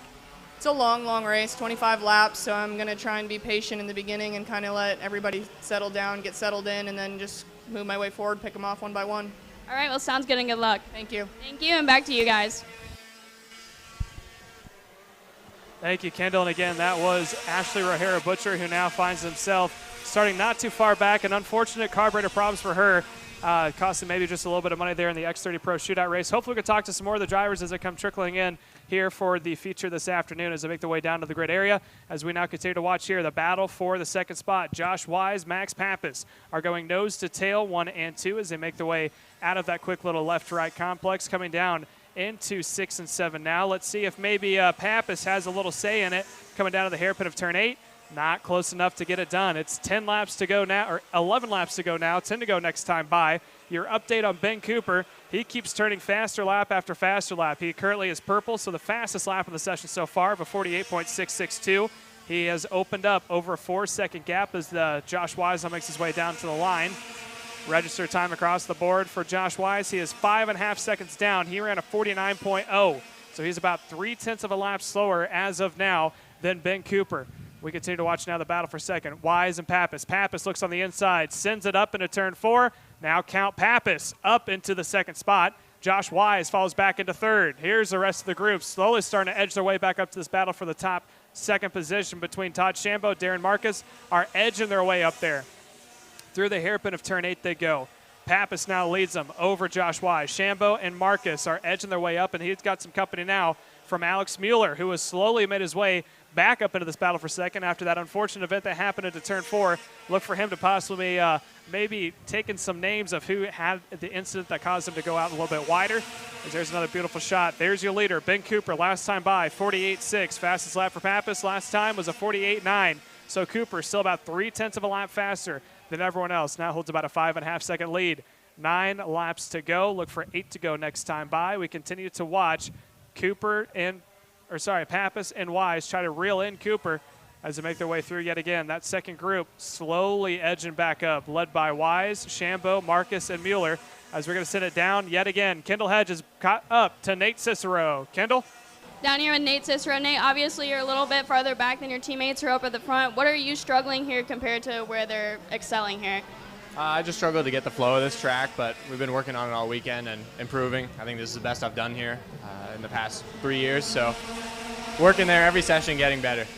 Yeah, now going into the final, it's the last race of the day. How are you expecting everybody to race through today? I think the racing will be pretty similar to how it's been. It might be a little bit crazier at the front, so try and make some spots up. All right, well, sounds good and good luck. Thank you. Thank you, and back to you guys. Thank you, Kendall, and good luck there to Nate Cicero. Like you said, he's trying to learn the flow of this track. He was competitive when it came time for the X30 shootout at that alternate track layout. Caused a little bit of a kind of a toss up in the air for everybody. He does have the team, and he also does have the teammate Ryan Norberg, who's going to be sitting on pole position here this afternoon. Maybe a thing or two to be learning as we are now going to go side by side a little bit farther back in the field there. That is a battle between Todd Shambo and Darren Marcus. So now Marcus is up 1. Shambo is now able to get back around him as they make their way up the hill, coming down to the stripe yet again. 8 laps to go now, 7 to go next time by. So now Alex Mueller up in front of Darren Marcus and Todd Shambo, and they're trying to see if they can't follow him to catch back up to Max Pappas and Josh Wise, just off in the distance there, a little bit farther than it was before, about 4 or 5 kart lengths due to the battling back and forth between Mueller, Marcus, and Shambo. That has allowed that gap to open back up. He's got about 6.5 more laps to go. They're going to have to be quick here if they want to catch back up to these two. The last two on the podium spot, Max Pappas in P2, Josh Wise in P3, and then Alex Mueller in the 4th position, registered right now. Coming down to that bull corner coming up now as we're going to send it down to Kendall Hedge yet again, who has caught up to Mr. 7-time Ryan Norberg. Down here with Ryan Norberg. Ryan, you've been on it all weekend. One last race to go. How are you feeling right now? Just ready to get out there and get this done. 25 laps is a long one, so, trying to prepare mentally for that, but it's just about getting some clean laps. You seem a little tired right now. Do you think you're going to make it through those 25 laps right now? Yeah, well, it's a long day. This is a long week. Last night was really tough on your body. I woke up this morning really sore. I know Ben and I were both complaining. We're the older guys. Ben's a lot older than me, but we're the older two in the class, and so, yeah, we were both pretty sore this morning when we woke up, and today it's definitely not as easy as it was yesterday. All right, well, hopefully you'll be able to make it through all nice and easy, and good luck today. Thank you. Thank you, and back to you guys. Thank you, Kendall. Again, that was Ryan Norberg, set to start on pole position here this afternoon. Said a little bit tired than he thought he was going to be after that shootout. That track layout they ran, they used 95% of the track here at GoPro Motorplex, so it was a little physical. And I forget who said it, but they said it perfectly. It's a long, short track was the layout that they ran. Now they're back on the standard national circuit. It's got those long straightaways that cause for more breathing space, and also the draft. Speaking of draft, we are now looking at Max Pappas and Josh Wise. Wise pushing on the back bumper of Pappas coming up the hill right now. He had a peek on the inside heading into 4. Didn't quite have enough to get there, and he's been just peeking his inside nose out there every time they go into turn 4 onto Max Pappas, but he hasn't had enough to get a good run there out of 3 into 4. As we switch a little bit farther back, this is a battle between both Darren Marcus and Martin Pierce. Looks like Alex Mueller's maybe pulled away just a little bit from the rest of the field. The field battling from behind there, opening up about maybe a 0.7 of a second gap over them as we switch back up. There's Max Pappas, followed by Josh Wise. Your update on Ben Cooper. He's still out in front, and he is now opening up a large margin. 7.8 seconds is what he has over the rest of the field. His last lap was a 48.7. Fastest lap for P2 was a 49.1. So he is still being quicker and quicker, about 4/10 that last time by. And again, we're going to send it down to Kendall Hedge, who has caught up to Hayden Jones. Kendall? Down here with Hayden Jones. Hayden got wrecked in the KA pre-final. How are you feeling right now? I'm a little beat up. My back hurts a little bit, so I'm just going to try and, do the best I can. Yeah, well, like I was talking to Ryan, it's a long 25 laps. Do you think being hit is going to delay you or anything in this race? Maybe. I'm not really sure. We haven't ran 25 laps yet, so we'll see. This is also your home track, but you've been just off by just a little bit. Do you think you have what it takes right now to get on the top step? For sure. I was a little faster than Ryan in the pre-final, and this track, the whole session. So I know I have the pace. I just need to put it together. All right, well, sounds good, and good luck in the final. Thank you. Thank you, and back to you guys. Thank you, Kendall. And again, that is one of the young guns here, a local who comes out and running on the national circuit. I say local, meaning that this is his home track, so he has a lot of experience here. And as he said, 25 laps. No one has ran it yet, not even in practice. So the endurance part may come into effect. It's not as hot as it was when we ran this event last year in the summertime. It was about 95 degrees. Now it is about a cool 60 to 68 degrees Fahrenheit here this afternoon. So hopefully not going to get too worn out. We're going to have some intense racing here later on the afternoon. It is currently 3 laps to go. Ben Cooper went purple last lap of 48.5, continuing to stretch out his lead over second and third of Max Pappas and Josh Wise. The time now in between, it is about a 9-second gap for Ben Cooper over Max Pappas. Max Pappas, though, he has got his hands full. Josh Wise has been breathing down his neck for the past 10 laps, as now Wise looks to the inside of Pappas. Pappas trying to take the more racing line, side by side up the hill. Well, let's see how this one goes out. They're still side by side through the chicane. And it's going to be Wise having to give way to Pappas. Pappas holds on to P2. In the back and coming into the frame now, Alex Mueller is closing up slowly but surely. He's bringing with him Martin Pierce, who's about 4 or 5 car lengths behind him. 2 laps to go now. White flag out just now for your leader, Ben Cooper, making his way down to the line. He comes across the stripe, and he does not better his time, but he was almost identical. So he continues to put on fast laps. Now coming down to the stripe is going to be Max Pappas, followed by Josh Wise and Alex Mueller. White flag is out. Wise not close enough to make a move, and it's going to be still Pappas and P2. There's a good shot of them making the way up to the stripe, as we are now going to see if we can't get a good shot there of your leader, Ben Cooper, coming down to the line now, as he is now working the last couple of laps. Again, he has opened up a 10-second gap over the rest of the field. Coming into the bull for the hairpin for the final time, completely unopposed all weekend long, trying to go for perfect. He's set fast time. He's won all 3 heats, and he's set on pole for the feature. Out of the final 2 corners, and coming down to the line, the so-called veteran who's trying to get a little bit of dust off of him before he goes to Supernats, comes down to win your X30 Master. It is Ben Cooper.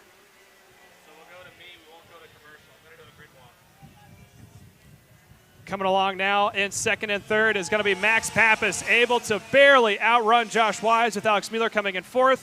Martin Pierce in P5. Darren Marcus comes across 6th. Todd Shambo in 7th. And Ryan Kane is the last running card on track, finishing in 8th, with Jake Potak having to pull off a little bit early, only doing about 11 laps as he is registered in the 9th spot. We are not going to send this down to commercial break. Here in about a minute, we're going to send it down to our very own Sander Clements, who's going to do a grid walk, because up next is the highlight event. Your X30 Senior is about to be underway. This is the 2022 IAME U.S. Grand National Championship, sponsored by Hunt Brothers Pizza. Everything is up for the line. You got money, you got bragging rights, and now it looks like Xander has caught up to a couple of the fellow drivers, and I believe we're going to send it down to him shortly before we do our grid walk here this afternoon. Xander, take it away. All right, so first up, we're down here at the back of the grid with Thomas Naveau. Thomas, this weekend, I wouldn't say it's probably been your favorite weekend at the racetrack, would it? Yeah, we struggled all week for speed, and we just made some technical change, so we'll start from the back, and we'll see how that goes. So Thomas Naveau's got the best view of the grid here. We'll take a quick spin around and show there is his CKG Kart Republic, and turn around and show you as we walk back through everybody else. So the next few rows go on through. Jeremy Fletcher also deep in the field, man. What is up with this one here, Jeremy? Talk to me. You know, I mean, the luck just keeps getting worse, so hoping we can turn it around. You got a lot of way to turn it around here. You got a long way to go forward, Jeremy. We'll wish you best of luck. We'll send it on up here. Let's turn around. We'll go back and go through some more. So Tyler McIntyre, Kiffin Simpson next up on the grid, and we'll turn around here. We'll go this way here. I'll make it easier on my camera guy. He can walk forward. I'll be the one to walk on backwards and mess with a few more of our drivers that are still ready to go. You can see we've got a few more standing up. We talked to Ashley Rohero-Butcher. She's got a little bit of work to do from where she's at. Not as much as Jeremy further back. She's about midway in the Hornet's Nest. Could be a little bit hairy. Ashley, tell me, nerves right now, 0 to 10. Where are you at? About halfway. After the first few laps, we'll be all right. Just got to get through them. All right, so about halfway through on the nerves here for Ashley Rohero. She starts alongside Julian DaCosta there in the 378 RPM Tony Kart. Braden Eves, we talked a little bit before this one. You and Connor Zilish have been together about every single session here this weekend coming through the field. You got to do it again. You're mid-grid too. Yeah, I mean, I don't have anything to lose from this far back in the grid, so I'm going to try to get a good start, maybe repeat last year and try to get up into the top 5 so we can fight for a win. Long way to go here for Braden Eves. We'll let him get to it here. Again, he rolls off on the inside of row number 7. Here's Dalton Haynes. Messed with you a lot, but you know what, Dalton, I'm proud of you so far for this week. You said you roll off 11. You said you got speed. How much speed? Enough. Enough? Enough to get into the top 5, I believe. It just depends how smart I am on the start. Everything is all about the start for this race. Honestly, like around here, they could definitely get into a wreck soon. So it just depends. I know a couple drivers at the front that are going to fall off because they're not so good on tires. They're not so good at managing tires. I know for a fact me and Paulie are. Connor definitely is. Just going to focus on the end. All right, we'll let him get to it here. Dalton Haynes rolls off alongside Connor Zilish to the inside there of row number 6. We'll keep on going backwards forward here. Let's get to your top 10. Paulie Massimino to the inside, Jacob Kolar to the outside there. Both of them set to go, suited, booted, ready. And the rest of your field is all ready to go as the engines fire up. Caleb, we got to get ready and get out of the way. It's time to go X30 Pro, main event racing here from GoPro. All right, thank you, Xander. A little new things we're doing here with a grid walk with our highlight event, the X30 senior class set to go underway. And the two lockout there for the Rawlison Performance Group. That is Ryan Norberg starting next to Hayden Jones. And the young gun, Justin Anacones. His first time around this track was at this event last year in July. Says that he meshes well, he enjoys the flow, and he has been very competitive. He has been one of the only few drivers who've been able to take it to Ryan Norberg and maybe keeping him at bay. Right behind him, we got Alex Stanfield, also back into an X30 again after taking quite a bit of time off, running in the KA class only. He now finds himself starting at P4. Aiden Ingrata, another young gun, a kid who has his first X30 senior race coming to him right now, has done a fantastic job all weekend, puts it inside the top 5 in the 5th spot. You got Adam Brickley starting in the 6th position. He is the hometown hero as he finds himself right next to Nate Cicero, another Rawlison Performance Group kart, starting in the 7th spot with Brian Boley, another RPG starting in P number 8. After that, you get Paulie Massimino and Jacob Kolar running out your top 10, Xander. And then it goes all the way back on through the field. It's time to go with the first of the 2 headline classes here on the weekend. X30 Pro had that super cool MG Tires X30 Pro night shootout last night. Talking to Ryan Norberg and Hayden Jones, beat them up a good bit. One of the more physical layouts here that you can run at GoPro Motorplex was the site of it all. But they both will get to start from the pointy end of the grid. A clear racetrack at a Rawlison Performance Group Cosmic lockout of the top 2 spots. Justin Adaconis threw a couple haymakers at Ryan Norberg in the pre-final. He rolls off 3rd. He's got a good shot at him here again to try and do some more damage in this main event. Dalton Haynes, as he mentioned here, tire wear could come into play for this one. Everyone with brand new tires for the main event, saving them up for the final session of the weekend. So all of the tire wear that you may have had or may not have had in those earlier heats, in that earlier pre-final, that's all out the window. It's brand new sticker MG yellows for the X30 Pros as they round the final corner. Norberg and Jones on the front row as they come down to the front straightaway. And here we go. We get set for the start. X30 Pro, $5,000 on the line and more as we get into the tram lines, and we're green. Down to turn 1. Look at the start go. 2 and 3 wide up the hill. Jones gets into 2nd, and in 3rd will be Justin Anaconis as they go down to the back straightaway. Yeah, Justin was not able to get a decent-sized jump that he wanted as they go down to defend. Ryan Norberg trying to hold off his teammate of Jones, and the rest of the field already starting to get single file, a little side-by-side up the hill in 4. That's a little bit farther on back in the field. So right now it's a 1-2 of the Rawlison Performance Groups of Ryan Norberg and Hayden Jones. Justin Anaconis, look for him to maybe throw some haymakers here on the start again. Jones knows it as well. He's going to block a little bit for 2nd, try to keep himself in a good spot as the field cycles on through the opening hairpins here.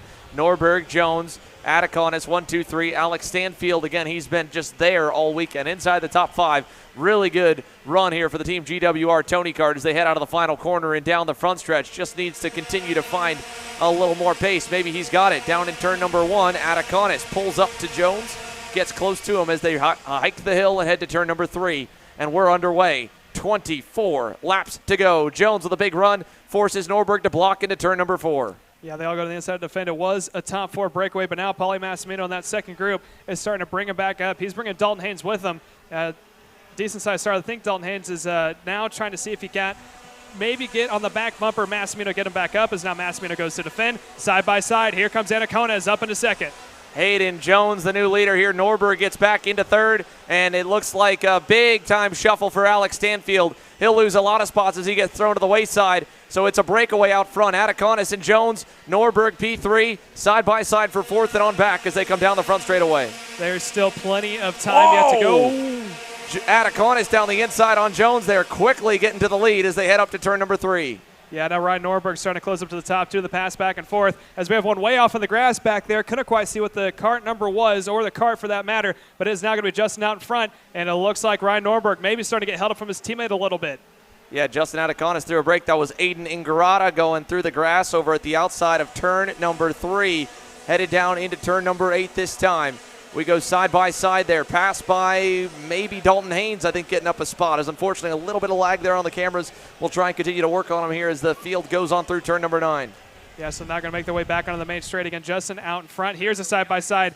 Ryan Norberg now is going to take over the second spot. He gets around his teammate of Hayden Jones, so now he thinks he can take it right up to Justin's to make the way out of the turn 2 and 3 complex. And how about that for Aiden Grata, who has now opened up a huge lead, about 5 or 6 car lengths heading into turn 4 now. So down into turn number 4, Justin Ataconis getting away, and Norberg getting around Hayden Jones for second has brought more back into it. Dalton Haynes very quickly off the bat has gotten himself up to the lead group here, and Justin Ataconis trying to pull away. What an upset it'd be for the MDR BJR Lando Norris car to Justin Ataconis to pull off the win here this weekend. Haynes onto the bumper of Jones. Nate Cicero is there. Jeremy Fletcher not high enough. That's Alex Stanfield there in the 6th spot. Right behind him is Massimino up the hill. Here comes Haynes on the inside of Jones. He goes through. Dalton Haynes to 3rd. Yeah, so Dalton Haynes now is going to be in the disadvantage coming down to the stripe, but it looks like Jones might be controlling that inside line on there just a little bit. Dalton will hold on. He's got a sight set of the top 2. Ryan Norberg, the veteran, trying to reel in Justin Anaconis out in front. So Justin Ataconis there leads the way. Dalton Haynes blocking Hayden Jones just a bit, trying to give himself some separation. And now Dalton Haynes, the privateer, big brother, little brother operation, trying to go head-to-head with 2 of the powerhouses in the sport. Mike Doty Racing, Brandon Jarstrek Racing's main driver here this weekend. Justin Ataconis in the X30 Pro class leading the way. Ryan Norberg trying to track him down. Haynes still 3rd. Jones in 4th. Stanfield in 5th as one driver gets booted wide. I think that was Nate Cicero getting knocked to the wayside in turn number 9. Yeah, so now let's see. Is Anaconis going to work with Ryan Norberg? Is Ryan Norberg going to go by or try to push him to get more separation? It is 20 laps to go now. They're only 5 in. Coming out of turn 2, Ryan slowly getting there, but it looks like Dalton Haynes has also got some serious pace. He's slowly starting to catch back up to Ryan Norberg, pulling away from the teammates of Norberg of Hayden Jones as make their way into turn 4. Jones is holding on right there, but right behind Jones, that is Alex Stanfield also trying to recover some spots lost. So Justin Ataconis takes them into the infield here. Ryan Norberg still about 4 car lengths back, not close enough. Dalton Haynes closing in here. It would be a big-time upset for Dalton Haynes to pull off the win if he could get there, but he's got to close up. Norberg bearing down on Ataconis. Ataconis knows what he has to do to try and win this thing. He's been aggressive today. He's thrown a few blocks, he's thrown a few passes, and now he's got the lead here. 19 laps to go, 6 in. Justin Ataconis leads over Ryan Norberg and Dalton Haynes. Ryan Norberg, you can see his head down, up on the wheel, trying to make himself as aerodynamic as possible. And it looks like slowly but surely, Haynes is closing up. Norberg went purple last lap. He is into the toe of Ataconis. Let's see if Justin is going to start to maybe defend his line once Ryan gets just a little bit closer, maybe 10, 15 feet, because right now he can still afford to take the normal racing line. But right now also, Ryan Norberg is dealing with the aero wash that is coming off the back of Ataconis. So down to turn number 8 here. Norberg a car length back. Haynes is pulling away a little bit early, but hasn't really closed the gap too much. Hayden Jones still in the 4th spot. Alex Stanfield still there, still surviving, still fighting there in 5th on the Team GWR Tony Kart. A great and impressive run here for the U.S. Pro Kart Series KA Senior National Champion. Down the front stretch now, We are another lap in, 18 laps to go as they head to turn number 1. Atacona still the leader.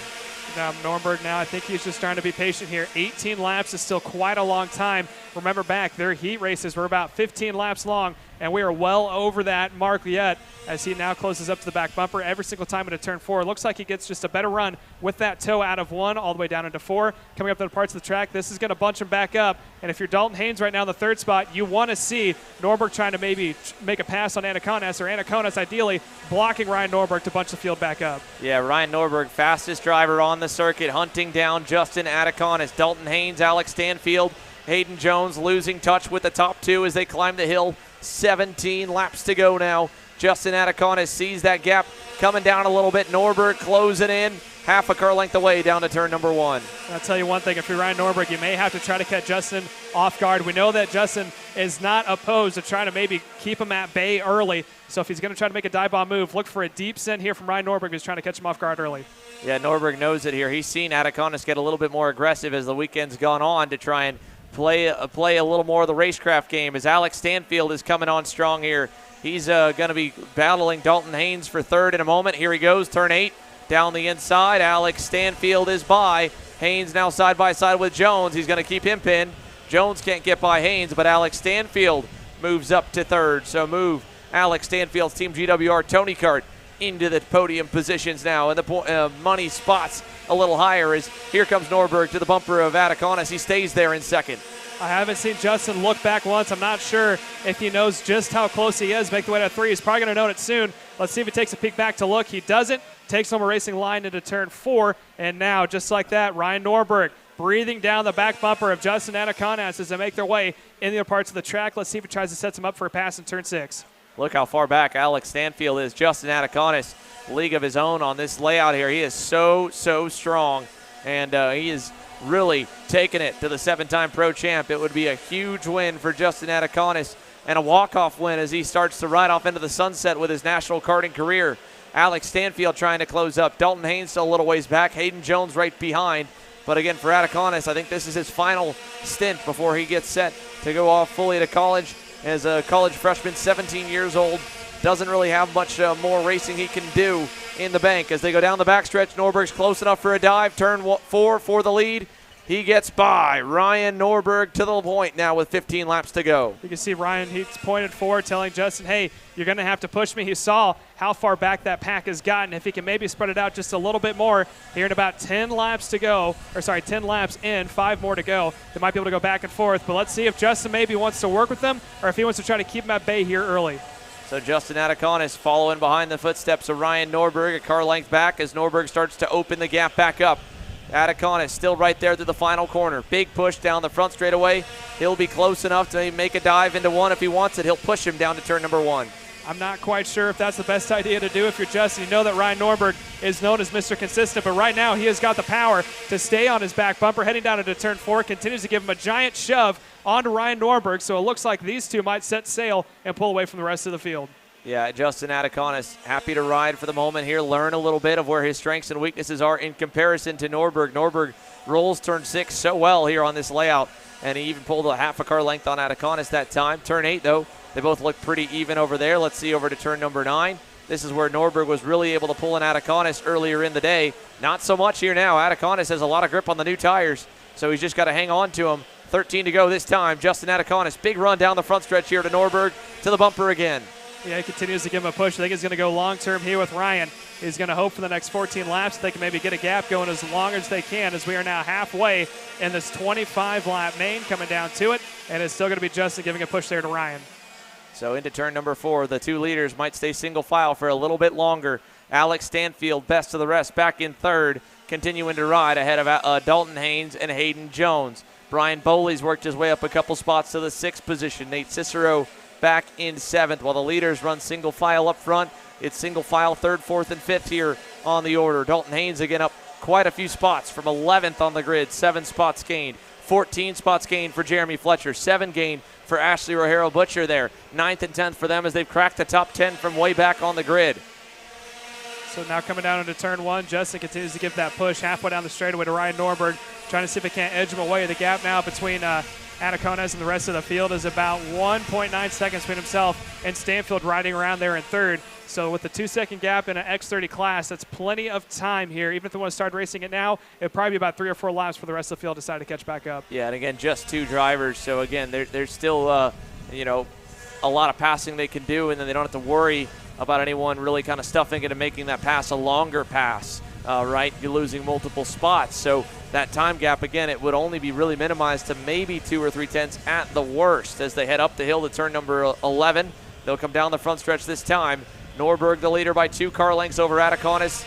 Bigger lead than he's had in a minute. This is where Adaconis should probably see if he can get a run on him and maybe get back by before Norberg really starts to set sail. He's starting to turn the wick up.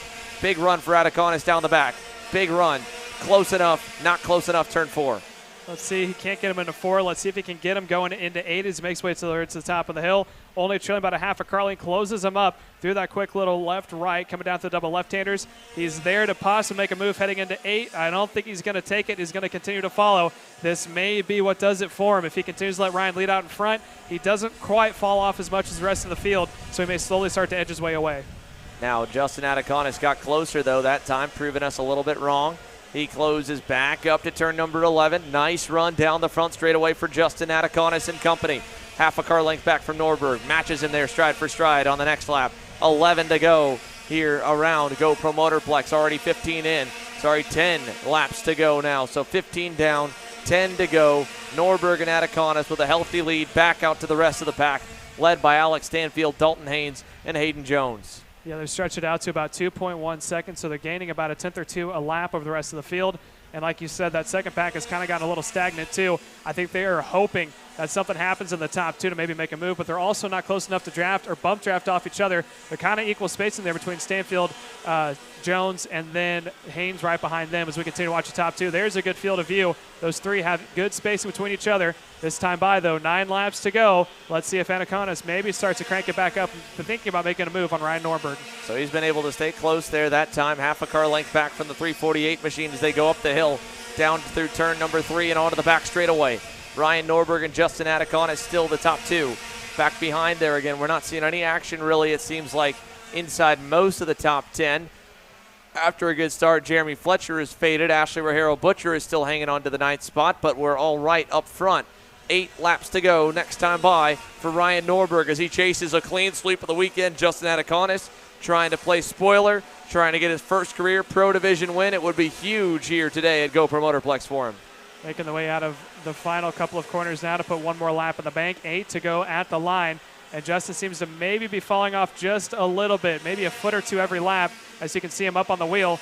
Not as close as he was before to Ryan heading into turn 1. Making the way out of 1, heading up into 2 now. He does get a run here from 2 all the way down into 4. Let's see if he takes it this lap. Stays glued to the back bumper of Ryan heading into turn 4. So still there through turn number 4. 7.5 laps to go. Maybe a 2-car duel it could come down to. Adaconis has hung on for the majority of this session so far. He's only got a few more laps to stay there to be able to contend with Norberg for the lead in the race win. It's a 2-car breakaway. Again, Alex Stanfield doing a solid job back in the 3rd spot as we watch him exit. Hayden Jones has gotten around Dalton Haynes back for P3 and P4. So Hayden Jones up 1 spot back higher in the top 5. Dalton Haynes got going quick, faded quick a little bit now. He's back in 5th and losing a little bit of touch to Jones and Stanfield. Both of the drivers looked back here in the top 2, both Ryan and Anaconis, to look back and see how much time they have. They have a good amount of time, almost 2.5 seconds, just over 2.5 seconds between Justin and Alex Stanfield. And now here comes Justin on the inside of Ryan Norberg. Norberg lets him have it. He doesn't want to lose any time, so now he goes straight to the back bumper. How long until Ryan decides to pass back on Justin? So let's see here. Justin Adaconis to the lead with a big gap out back. 2.5 seconds. 2.5 seconds, nearly 3 back to Alex Stanfield, who's put some clean laps together. If they fight hard enough and they stay together, it'll bring them in. Otherwise, if Norberg waits here, now Norberg's in the spot to try and hold on to Adaconis, who pulls away a little bit out of turn number 9. 6 laps to go this time by. 2-car duel for the lead and the win here in X30 Pro. Justin Adaconis trying to upset the RPG winning streak that's gone on for the entire summer stretch. Up the hill towards turn 3, 6 laps around. Ryan's got the toe now. Let's see if he takes it now, if he's going to go to the back bumper. Going into turn 4, looks like he's going to continue to push. So it's the same story, different drivers. Now it's Justin out in front over Ryan, making the way out of turn 4. And it looks like maybe Justin gets a better run there coming out of the turn 4 complex for making his way down the hill. Right here, Ryan is not close enough to make a dive bomb move into 8 if he wanted to try, but I think he's content waiting until the last couple of laps. Yeah, really good day here for Justin Ataconis. Really good weekend in the works. It would be huge for him to pull it off. Out of turn number 9 this time. It'll only be 5 more laps remaining. Looking for that elusive first career pro national win. Justin Ataconis across the line. 20 down. He leads the way. Norberg second. Pushes him down to 1. So he's going to, again, try to build that gap back up. They had it to almost 3 seconds. Now it's sitting at 2.6. They lost a little bit of time with that pass that they made on each other. It could be that Stanfield maybe is pulling out by a 10th here, set up for the late run. But I think it's because Ryan's giving a little bit of a push there to Justin to try to open that gap back up. Like you said, 5 laps to go. This has also been a battle of attrition. 25 laps is a very long time here, especially at GoPro Motorplex, which is a little bit longer of a track. So let's see who can hold on longer here between the young gun and the veteran making their way out of turn 8. Out of turn number 8 and over to turn number 9. 4 laps to go. Just counting down the laps here out front in X30 Pro. Justin Ataconis versus Ryan Norberg up the hill to the final turn. Norberg's winning streak got ended by his teammate Hayden Jones, but again, RPG have been so strong. The best showing here for both Justin Ataconis personally and for the MDR BJR camp, as he's been their main competitor here this year. A single car operation, no extra data, no extra video. Doing it all on his lonesome under the tent with the heavy coaching from Brandon Jarzagrak and Mike Doty. And Jarzagrak, one of the drivers with one of the most laps around this circuit out of anyone, after being a Kart Sport North America factory driver for a couple of seasons. And then now launching his own program, working with his old mentor Mike Doty, who still has his race team as well. And they've joint efforts on the national circuit. 3 to go this time for their latest prodigy, Justin Ataconis, to try and clinch his first career pro national win. He pulls a car length on Norberg out of 9, out of the final turn. 3 laps to go. Justin Ataconis leads Ryan Norberg in X30 Pro. Down into turn 1, it looks like Ryan isn't going to make his move. He's probably waiting until he sees either 2 sticks up in the air, because he knows that Justin's going to defend once it's 2 to go. Let's see if Justin tries to defend early here. Goes a little bit normal racing line. Here comes Ryan on the inside. Take him to the point. So Ryan Norberg now leads with 2.5 to go, counting the laps, trying to keep an eye on it all. Ataconis needs a good run here. He knows he's not as good through 6, but he's a little better through turn number 8. He's got a close run on him. Norberg's going to block already. He locks up, gets a little bit sideways. Ataconis gets back to the bumper over to turn number 9. Norberg going to block there as well. Ataconis crosses him over there out of turn number 9. What a move by Justin Ataconis. Catches a 7-time champ off guard. And now 2 laps to go. Who can outrace the other? Down the front straightaway, Ataconis leads by a car length. Norberg's not close enough in turn 1. He's going to have to defend going into 3 if he wants to hold off Ryan. He didn't defend into 1. He is defending now into 3. Let's see if he defends down this back straightaway. Coming down to it, goes middle of the track. Ryan takes normal. Problems for Dalton Haynes in the 14. He's off the racetrack and a DNF out of the top 5. As we go back to the battle for the lead, Norberg not close enough. A lap and a half to go. The fences are lined to see, will the 7-time pro champ, the winningest driver in the modern era, get beaten? Will Justin Ataconis be the first to knock Rollison Performance Group off the top step in X30 Pro? He's got a lap and a quarter to do it. Just needs a block well in 9. Gets a shot there in the back from Norberg. Out of turn number 9. Have a car length lead here. That's enough here to run the normal line in the last turn. White flag, 1 to go. Justin Ataconis trying to hang on. Everybody watching this one. Here comes Norberg low. Ataconis blocks him off. Ataconis is going to have to white line it now, but he's going to cross him over. He's got to get to the inside quick. Norberg going to take the normal racing line out of 3. Justin's going to be at a disadvantage coming down into 4. He looks back, middle of the track. Ryan goes normal. Can he hold on for another half a lap? Xander taking from here. Out of turn number 4, you can feel the tension on the fence line. Will Ryan Norberg get topped off here? Will Justin Ataconis be able to come away with the win? 3 major passing zones coming up. Here's the first one. Ataconis low into 8. Blocks there. Norberg crossover. Has the momentum. They're side by side at turn number 9. Banging tires. Ataconis keeps him close. Norberg gets to the inside. Drives him off the racetrack. And Norberg with the lead. Ataconis tried to hang on to it. Ryan Norberg pulls off another stunner and wins it on Sunday, $5,000. And problems for Hayden Jones as well in the closing stages. Hayden Jones with a big-time issue on the final lap in the 3:16. And unfortunately, Hayden Jones looks like hard contact with the outside wall in turn number 4. His day ends with a DNF, and it moves Alex Stanfield safely to 3rd, Brian Boley to 4th, and Nate Cicero rounds off the top 5. My goodness, lots to take away from that one. Justin Ataconis, a swan song, so close, so good all the way through. Just was unable to hold it there through turn number 9, and Ryan Norberg gets himself another feather in the cap and is able to pull off the win with a last lap pass with 2 corners to go. But you cannot hang your head low. Justin Ataconis, so close, and he knows it. So close there to getting the 348 knocked off. But he's a 7-time pro champ for a reason, and he's got himself another checkered flag. Post-race interviews coming up. We'll go to commercial break here after X30 Pro's main event pulls into the scale line.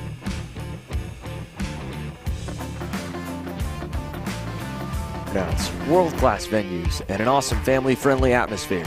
All of these and more are pillars of the U.S. Pro Kart Series, which is gearing up for its biggest season yet in 2023.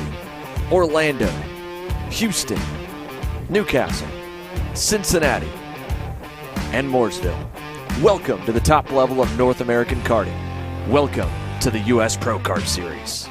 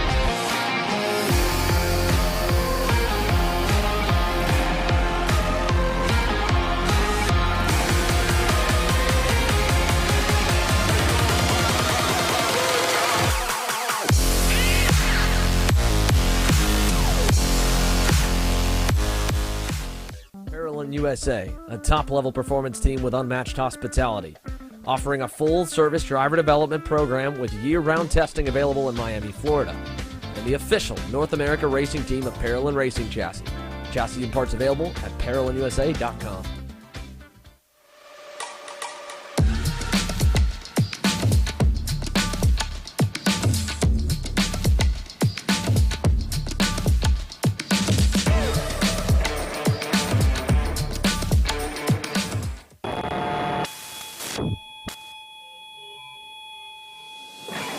Karting is one of the most intense forms of motorsport, and if you manage a racetrack or commercial facility, you know how hard it is to find good help.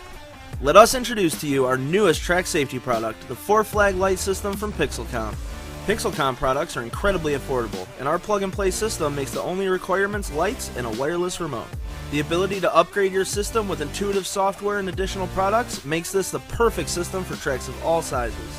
Communicating with drivers on track will make your program run more smoothly and, most importantly, increase safety dramatically once deployed. Find us online today at tracksystemsna.com and let us elevate your motorsport.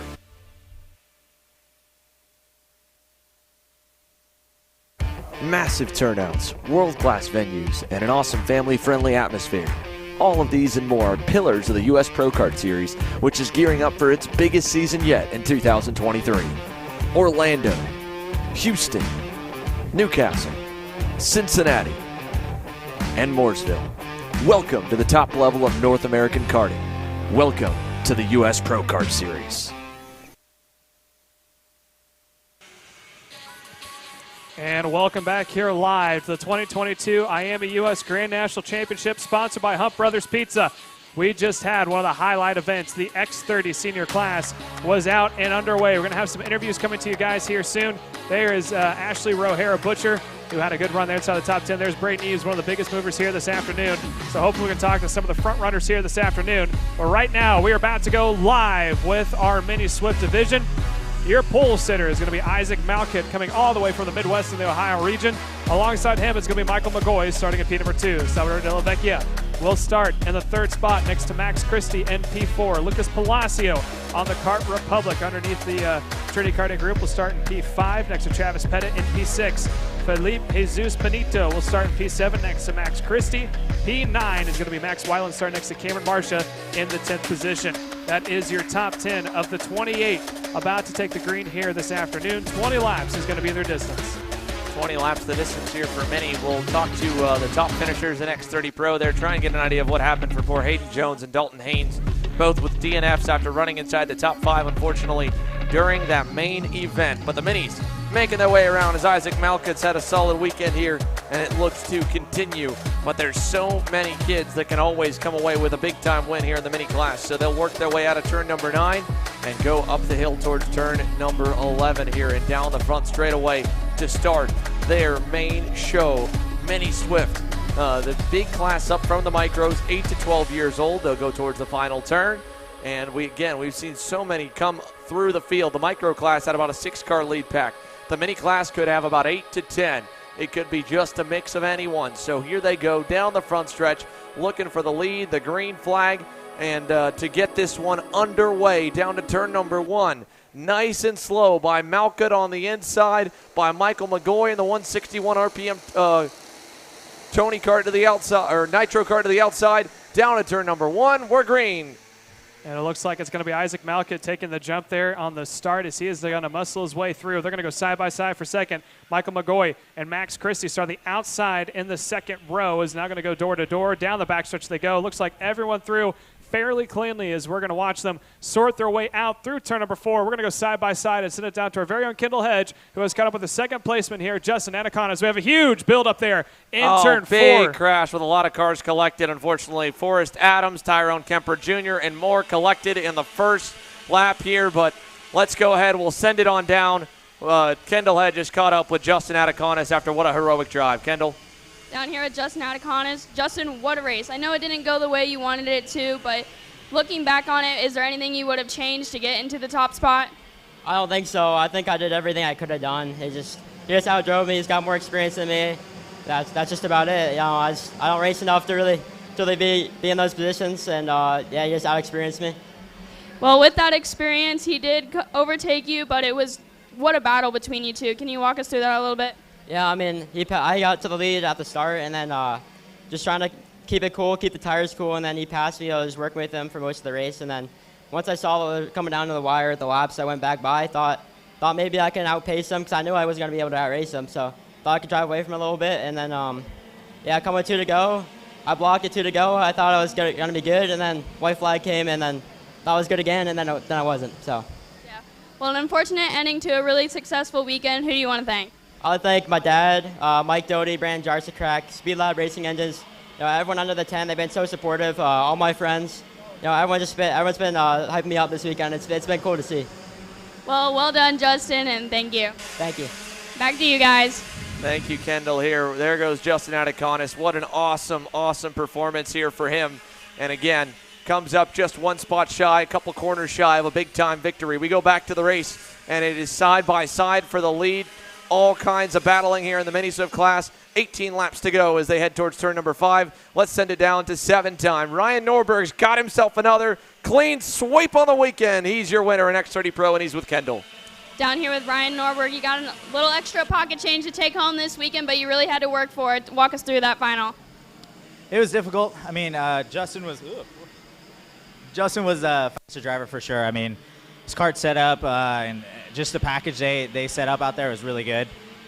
You know, when I was watching, I was staying behind him. We were a lot faster from 8 to the last corner, but everywhere else he seemed to have us beat.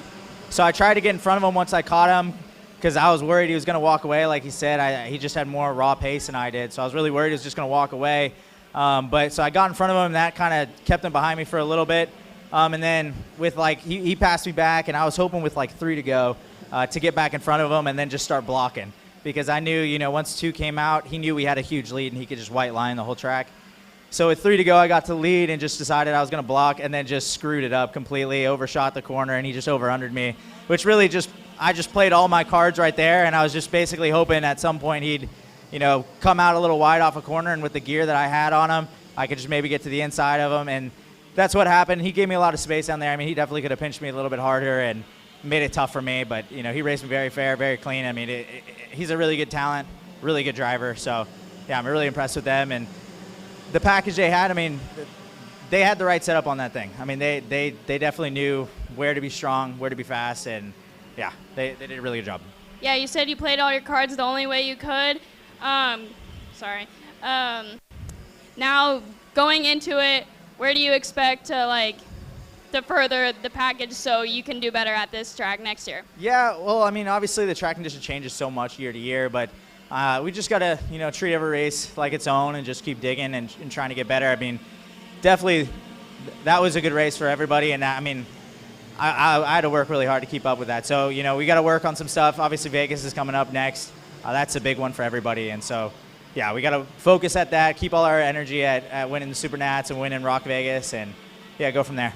Yeah, well, who do you want to thank for all this work, this hard work this weekend?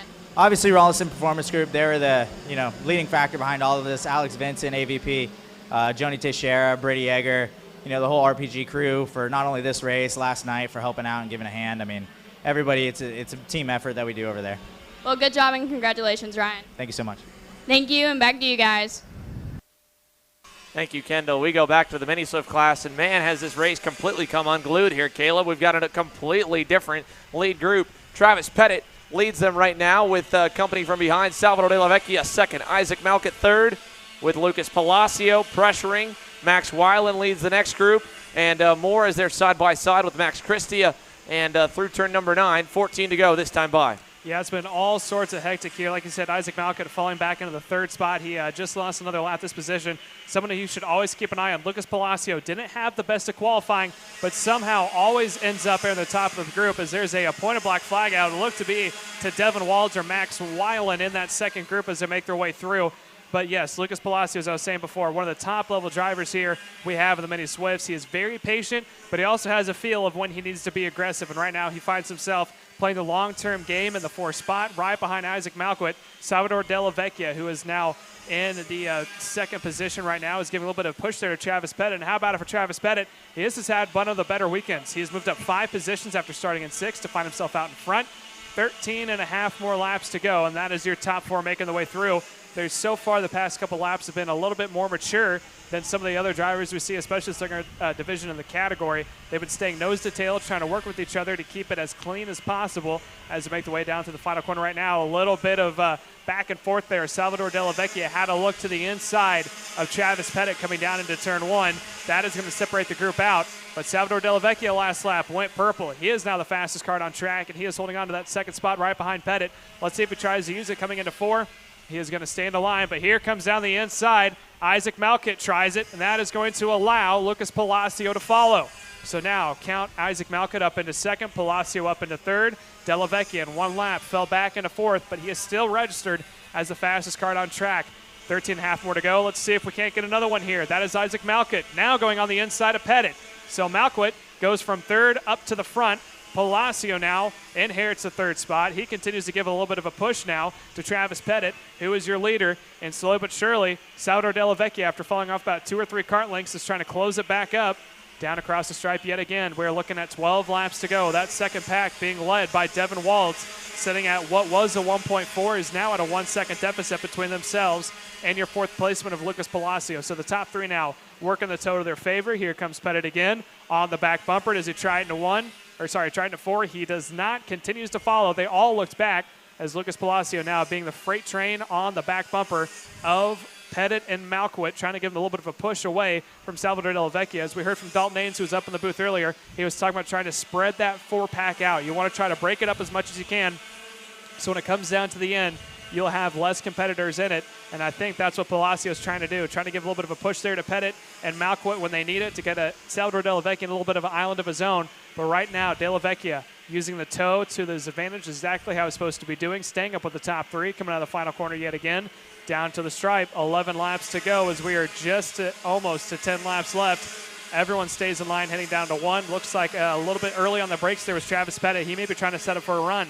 Coming up into turn 4, out of turn 3 they come. Close on the back bumper. He gets closing, straight to the back bumper. All in the while, Salvador Della Vecchia, he closes up now to the back bumper of Lucas Palacio, giving him a little bit of a push now. So the roles are reversed, and Della Vecchia went purple last lap. He is the fastest in that front 4-pack and the fastest on track. Meanwhile, Devin Walls in the 5th position in an island of his own. He's got about a 3-car length disadvantage between himself and Felipe Jesus Benito running right behind him in 6th. But out in front, he's got about 7 or 8 more kart lengths he has to make back up to catch up to the top 3 as they make their way coming into the final set of corners. 11 laps to go now. We are at 10 to go. This time by, it is starting to come down to a close. Let's see at what point they try to make their move. Halfway this time by, and it is still going to be Isaac Malcolm after starting a pole position out in front. Travis Pettit, after starting into 6th, is up into P2. Salvador Della Vecchia, after starting in 5th, finds himself in 3rd. That was Lucas Palacio. Salvador Della Vecchia, after starting in 3rd, finds himself in 4th, and it's still a 1-2-3-4 freight train with Malquit, Pettit, Palacio. Down they come into that quick little switchback through the double left-handers and coming down to the tight hairpin. We go a little bit farther back now. That is a battle between Devin Waltz, Felipe Jesus Benito, Max Weiland, Max Christie, and Ethan Tovo are all up in that second battle. We switch back over the top 4, 2x2 breakaway. So it is going to be Pettit pushing away with Malquit, and now Della Vecchia trying to see if he can't push, and he is now able to get around. So that is now Della Vecchia able to get around Palacio. Palacio now has to go back and see if he can't give a little bit of assistance to catch up here. It is now 9 laps to go. 1 lap past halfway after the 20-lap main feature. So we are now 11 laps in, down through turn 3, and it looks like Pettit trying to see if he can't run away with Malquit from Della Vecchia and Palacio. Heading down into turn 4 and up the hill they go, and it looks like now Della Vecchia is just ever so slightly edging his way back up into the top 2, making their way down to the double left-hander. This middle parts of the track is what starts to bunch him back up. But looking down the timesheets, Devin Wallace has now closed it down to a second gap between himself and Lucas Palacio running in 4th. So he's trying to lead that second pack up to the front as they make their way up the hill, making their ways through 9 and 10. Coming down to the final couple of corners now. As you can see, head down on the wheel is your leader of Isaac Malquit. He is trying to just roll as much momentum as he can, maybe get a little bit of a gap whenever is possible with Pettit on his back bumper. There's a good shot of the rest of your field. Here is Devin Waltz. He has got right behind him Felipe Jesus Benito, giving him a push. They can see that top group, trying to see if they can't run away to it. They're bringing along with them Max Weiland, not too far back. Running in that 7th spot is down on the inside. Here comes Pettit on Malquit, takes the spot away. So now we got Isaac Malquit back into 2nd, Pettit up into the front, and this is exactly what that second group needs. Devin Waltz is now starting to come into field of view. It's more back and forth inside the top 3 as now here comes Malquit on the inside yet again, takes a spot away, clean pass, no crossover move attempted by Pettit. But this back and forth that we're seeing here in these closing laps is allowing Devin Waltz and company to close back up. We could easily see an 8-kart battle for the lead here as we're coming up on 7 laps to go. Look for about 5 to go of when they start going back and forth. And also, let's look at the time difference. Last time by, it was at a 1-second gap between Palacio and Waltz. This time by, it is at a 1:00. So they made up just a little bit of time. They need a little bit more if they want to be on show here with the rest of the top 4 in the next 8 laps. Out of turn 3 they come. Pettit does not try to challenge for the lead. Della Vecchia is happy staying in that 3rd spot, and Palacio just biding his time as he's sitting and watching. Looks like there was a slight attempt from Della Vecchia to try to get around Travis Pettit, making their way through the double left-handers of 6 and 7. Coming up in the hairpin of turn 8, hard on the brakes. Anyone trying to pass? They stay in line. But now let's see Devin Walls leading that second pack, closing it back up to the front. 4 to 5 kart lengths is all that separates Devin Waltz from that front group of Lucas Palacio through the final 2 corners. Coming down to 6 laps to go this time by. Out in front, Isaac Malquit. He has done a good job of leading so far. He wanted to be out in front. Every time Pettit has gotten around, he quickly tried to figure out a way to get back up to the front as they make their way now through turn 2. Coming up the hill into 3. They're going to continue to lead. Let's see if Pettit tries to pass. Looks like a good run there from Della Vecchia. He's going to close, but not enough to make a move. Up the hill of 4 they go. Still 1, 2, 3, 4 nose to tail. Palacio starting to fall off ever so slightly from Salvador De La Vecchia as they make their way again into the double left-handers. And now trailing by about 4 kart lengths now, almost to 3. Devin Walls and Felipe Jesus Benito. They've swapped places, and now they continue to close back up. All the while, De La Vecchia trying to make a move on Pettit for second, trying to get his nose into the hairpin. Couldn't get it done. Tries to get to the top of the hill. Again, didn't work for him. Is content into third. But now, almost looks like they got shot out of a cannon. Felipe Jesus Benito from the turn 8 hairpin got a mega run down the hill. Trailing by about 3 or 4 kart lengths now. Is trying to do the slingshot effect going into 1. There's 5 laps to go from our flagman of Porter. You can see Benito now trailing. He is not too far behind. He is in the field of view. He is getting a tow from your 4th placement of Palacio. Through turn 4 they go. 4 and about 3/4 lap left in this race. Let's see if Felipe Jesus Benito can catch back up to these top 4 and work his way up through the field. He's got the time. The question is, can he get there quick enough? Malquitt continues the lead, heading up into turn 8. Pettit still trailing him in the 2nd spot. De La Vecchia, Palacio, and now about 2 kart lengths behind. Benito is now Palacio. Tries on the inside of De La Vecchia. He's going to run him wide. Here comes Benito. He is now on the back bumper, almost to De La Vecchia as they make their way up the hill. Palacio counts himself up into 3rd. This time across the stripe, 4 laps to go, and it is now going to be about a 7 kart length battle for the lead. 1 and 2 of Malquitt and Pettit making their way across turn 2. Let's see if Pettit continues to push or if he's going to try to pass. Out of turn 3, continues to fall on the back bumper. Palacio and De La Vecchia trying to push themselves away from Felipe Jesus Benito, who is closing rapidly onto the field. Right behind him, Devin Walds went his personal best time, so now he has got a little bit of pace to try to catch back up. About 3.5 laps left to go. Still a 2x2, followed by Benito, who looks like they may have fallen off just a little bit here, trailing back to about 4 kart lengths after closing back up. Runs a little wide there on the exit of the hairpin, and now he has closed up to the back bumper again to Salvador De La Vecchia.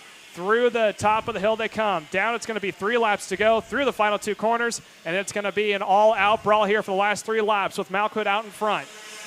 So down to turn number 1 here. We can see how close the whole line has been, how close they've been all race long. Little bobble from De La Vecchia back in the 4th spot, runs wide, gets back into tow. Felipe Jesus Benito pushing him. You can see as well, again, pushing down to turn number 4, Travis Pettit. What a breakout weekend it's been for that young driver.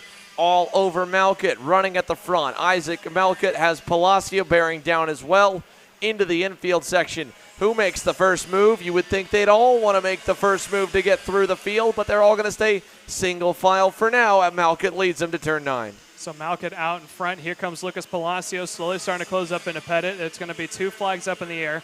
2 laps to go this time by as they make their way into the final 2 corners. Nose to tail is Pettit and Malquitt leading the way, but you can almost throw a blanket over the entire field as they make their way down to the stripe. 2 sticks are in the air, down to the inside to Finn. It goes Malquitt. Now it's going to be Pettit giving a little bit of a push, and here comes the rest of the field right behind Benito. Devin Walds went purple, but now they go side by side for second. Palacio gets around Pettit, and now to the inside to defend goes Malquitt. So Malquitt down to the bottom. Pettit's going to lose 4 spots at the worst here. He goes all the way back to the 5th position. Benito gets in front of them. Here he goes back to the bumper. They're all single file still. Malquitt's going to have to deal with Palacio, who gets a nose early down to the inside. Here goes Palacio. Slide job. Gets through on Malquitt and gets the lead. And now to the outside goes Salvador De La Vecchia. He'll put the bumper to Malquitt, and they all get together. Felipe Jesus Benito in the air.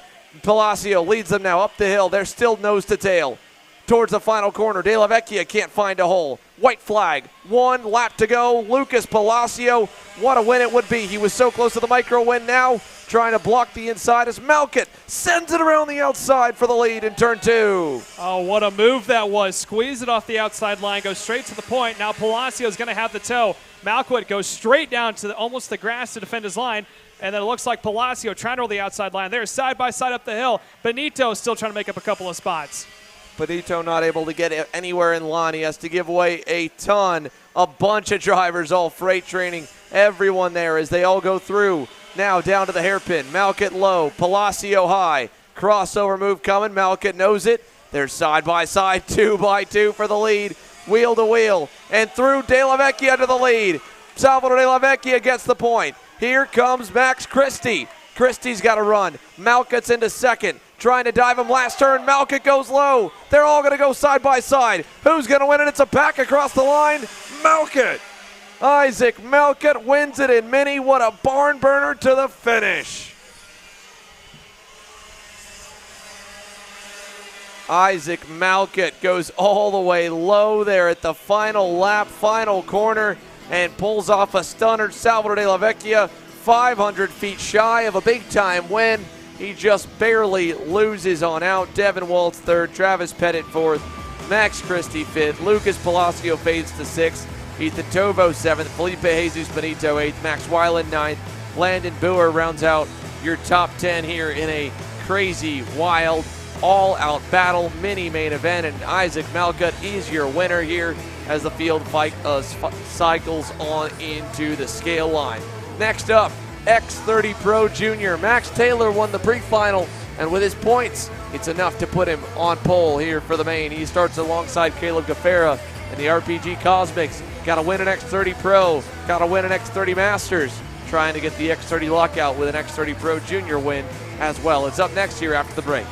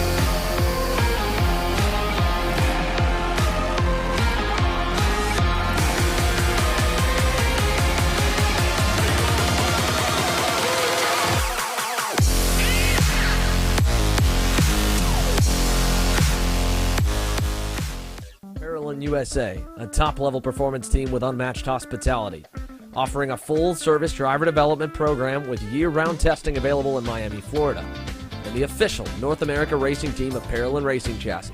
Chassis and parts available at ParolinUSA.com.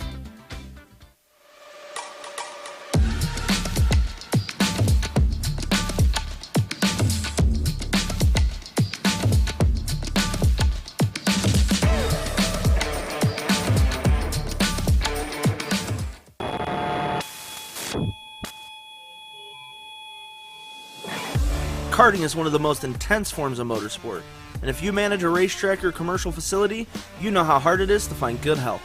Let us introduce to you our newest track safety product, the 4-flag light system from Pixelcom. Pixelcom products are incredibly affordable, and our plug-and-play system makes the only requirements lights and a wireless remote. The ability to upgrade your system with intuitive software and additional products makes this the perfect system for tracks of all sizes. Communicating with drivers on track will make your program run more smoothly and, most importantly, increase safety dramatically once deployed. Find us online today at tracksystemsna.com and let us elevate your motorsport.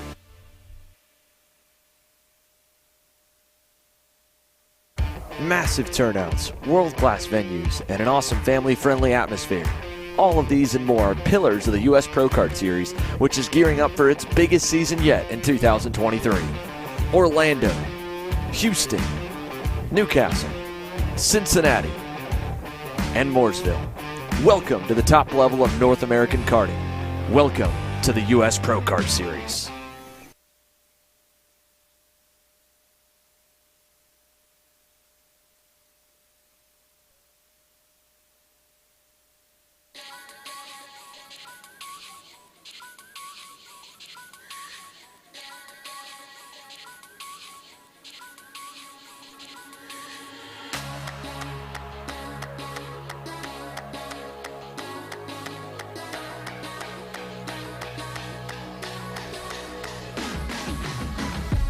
Welcome to the main event here for X30 Pro Junior. Let's take you through the starting lineup for the first of the final two mains to run here this afternoon. X30 Pro Junior making their way onto the racetrack again. Max Taylor in the Susan G. Komen Rollison Performance Group Cosmic lines up on the pole alongside his teammate to make an all-RPG front row with Caleb Gaffera on the outside. You look further back on the grid there to get row number 2. It's Ernesto Rivera and Enzo Vidmontien aboard the Motaz Sport Kart Republic.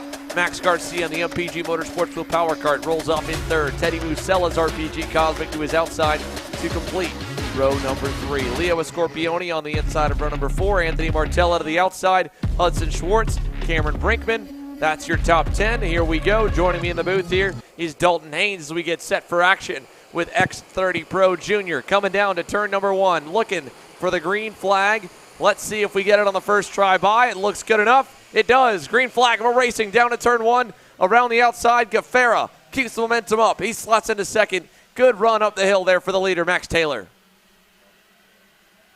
Yeah, coming down into 4, Max Taylor defends. He had a great start. Looks like they're all going very defensive. No wrecks so far. It looks like we got one off the track. I believe that's Teddy Musella who fell back, went super wide into 4. Yeah, Musella loses some ground there, so now we go back up front. 5-driver breakaway as they go down into the hairpin here. We watch them go down to turn number 8.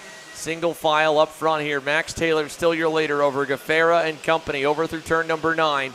Out of it now, and again, we can hear more drivers still continuing to battle just behind the camera. That's given a big gap back to 6. So the top 5, top 6 already breaking away tremendously. That pack will end at one more here. Let's give you the running order as they come across the start-finish line. Again, Taylor, Gaffera, Rivera, the top 3.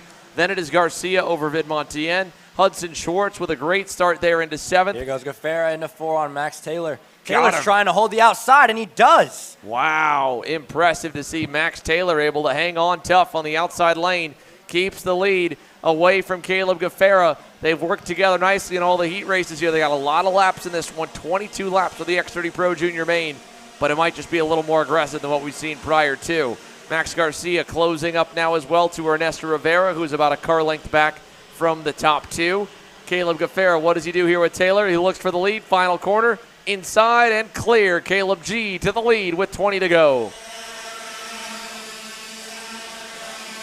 So 6-driver break. Hudson Schwartz the quickest out of them. Leo Scorpioni leads the second group. They're about a second and a quarter back from the leading group of 6 as Gaffera takes him down to turn number 4. Taylor still second. Rivera still third through the bowl corner here. Max Garcia 1 car length away as they go to turn number 5. No changes all the way through up in the front of the field. Dalton, you just came off the racetrack not long ago. What is it like out there here in the afternoon? What's the conditions? The conditions of the track is pretty greasy right now. Yeah, the track is very greasy, honestly. It was extremely hard for me to drive on. Yeah, I mean, obviously, my chain came off, so on the second to last lap. But, yeah, no. Yeah, no, the track is very greasy. It's going to be very hard to drive for these drivers. They're going to have to brake early and just stay consistent. You know, they've got new tires, but by the end of the race, the tires are going to just die. Well, on these reds, maybe not as much as mine did, but, yeah, they're gonna have a hard time at the end of the race. Interesting to see, and obviously unfortunate there for your chain breaking at the end of it. Caleb Gaffera taking the field through turn number 4. Max Taylor still second. Ernesto Rivera in third as they go through turn number 5, turn number 6, through the infield section towards the turn 8 hairpin. No passing yet from Taylor. He'll stay behind Caleb Gaffera as they pass behind. Enzo Vidmontien on Hudson Schwartz there. Gets the 5th spot away right behind Max Garcia, who is starting to lose touch with the top 3. But they're losing touch a little with Garcia with that pass. They lost a lot of ground there with that move in turn number 8. Garcia not as close to Ernesto Rivera as he was a lap ago. 4 down, 18 to go here in X30 Pro Junior.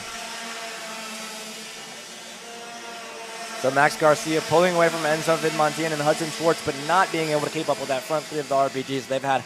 Those front 3 have had a massive pace this weekend. They've pulled away in almost every single race. Max Garcia has been able to keep up in KA and be able to do good in KA, but in X30 they're just whooping him. Yeah, they've had everybody's number as there's more contact in the back over at turn number 4. Absolutely crazy there through the bowl. Up front, Caleb Gaffera, Max Taylor, Ernesto Rivera. No change as we switch back up to them. Here's the look at 4th, 5th, and 6th. Max Garcia on the MPG Will Power Kart in 4th. Vidmontien in 5th. 6th on the racetrack, still Hudson Schwartz as they go towards the final turn. Now 17 laps to go, passed there by Vidmontien on Garcia. He gets side by side with Schwartz. He cannot follow Hudson Schwartz in that Speed Concepts Racing red speed. P6, and there's big contact in the wall on the front straightaway. I think it's knocked it onto the front stretch in front of a few drivers here. We've got one hard into the outside retaining wall, and that is going to be one Tony Wesley Gunler. Wesley Gunler in the 746, one of the local GoPro Motorplex competitors. And so unfortunate for Wesley Gunler as he pounds the outside wall in turn number 11. They'll reset the wall. Vidmontien got past Max Garcia for, I believe that's 5th or 4th place. He did. So Enzo Vidmontien now up leading that trio. We'll see if he makes any more headway. The previous lap around, he was still 0.2 of a second slower than Caleb Gaffera. So what does lap number 6 do for it? 16 to go, 6 down. Gaffera leads. Vidmontien, how does that second group fare? 0.2 slower. Not enough to make up any ground that time through turns 1 and 2. RPGs are looking very solid here in this almost becoming middle stages of this race. Yeah, it'll string out a little bit. It'll give us time to swap the booth out as well. Dalton, you got some food waiting for you here. We'll let you go. We'll let Caleb Smock step on in to help us call the rest of this one for X30 Pro Junior, as the KA seniors will be next up on deck for their main event with a full house of karts lining up the grid right now. We'll talk to a bunch of them as well while this X30 Pro Junior main event continues to get underway. So through turn number 9, Gaffera up the hill, this time by 15 laps to go for Caleb Gaffera in the RPG Cosmic. And his teammates right there down the front stretch. Max Taylor, Ernesto Rivera continuing to follow as they head for turn number 1. Vidmontien and Garcia on the KRs, 4th and 5th, trying to close the gap. 1.8 seconds back through turn number 3. Yeah, these three have been nose to tail almost all race long, trying to see if they can't reel in the RPG Cosmics that are running out in front. There is Caleb Gaffera, who went purple the previous couple of laps. He is the fastest car register on track. The last time by, he went a 49.97. The close one to him was his teammate Max Taylor, went a 49.30. So there's the top 3, nose to tail, making the way out of turn 8. It is 15 laps to go. It is going to be 14 to go next time by. And then there's the battle for the 4th spot. That is between Vidmontien, Garcia, and Hudson Schwartz, who have all been working fairly well together, but as they continue to trail, these top 3 making their way out of the final corner. They're going to need just a little bit more, maybe some battling back and forth between the 3 teammates, which I don't foresee happening anytime soon until we get down to probably about 3 or 4 laps to go as we continue to watch. Vidmontien gets a little bit of a better run. There's the top 3. Last time by, the 3rd placement of Ernesto Rivera, who is trailing that 2-pack out in front. Went purple last time by. He won a 48.639. Gaffera won a 48.662. So about equally spaced out in front, even more spaced out than the 3 that are running just behind them of Vidmontien, Garcia, and Schwartz. So as they make their way up the hill right now, let's see if Garcia maybe can get to the back bumper of Vidmontien to give a little bit of a push here towards the top of the hill they come. Down out of the final 2 corners, coming down the main straightaway yet again. 13 laps will be to go here as they continue to just work pound lap after lap, trying to see if maybe they can get a little bit more. Maybe they're trying to set it up to where the kart's coming a little bit later in the race, but right now they're trailing about 1.8, almost 2 seconds from the top 3. Those 3 teammates just work so well together. You can see how much they are linked up, pushing each other when needed. And Caleb Gaffera leading the train out in front, just trying to do whatever he can to pull that field away just a little bit more from these 3 right here on your screen. That's Vidmontien running in the 4th spot and leading that pack, followed by Max Garcia in the WPK running in 2nd. And right behind, Hudson Schwartz, who is running on an OTK coming all the way from Virginia in the 6th position, following the 2 out in front of him. So they continue to go back and forth towards the top of the hill they come. And again, just putting more laps into the bank. Gaffera, Taylor, and Rivera probably waiting until the very end before they start to pass. There goes Garcia trying to defend his line, making his way down towards the line.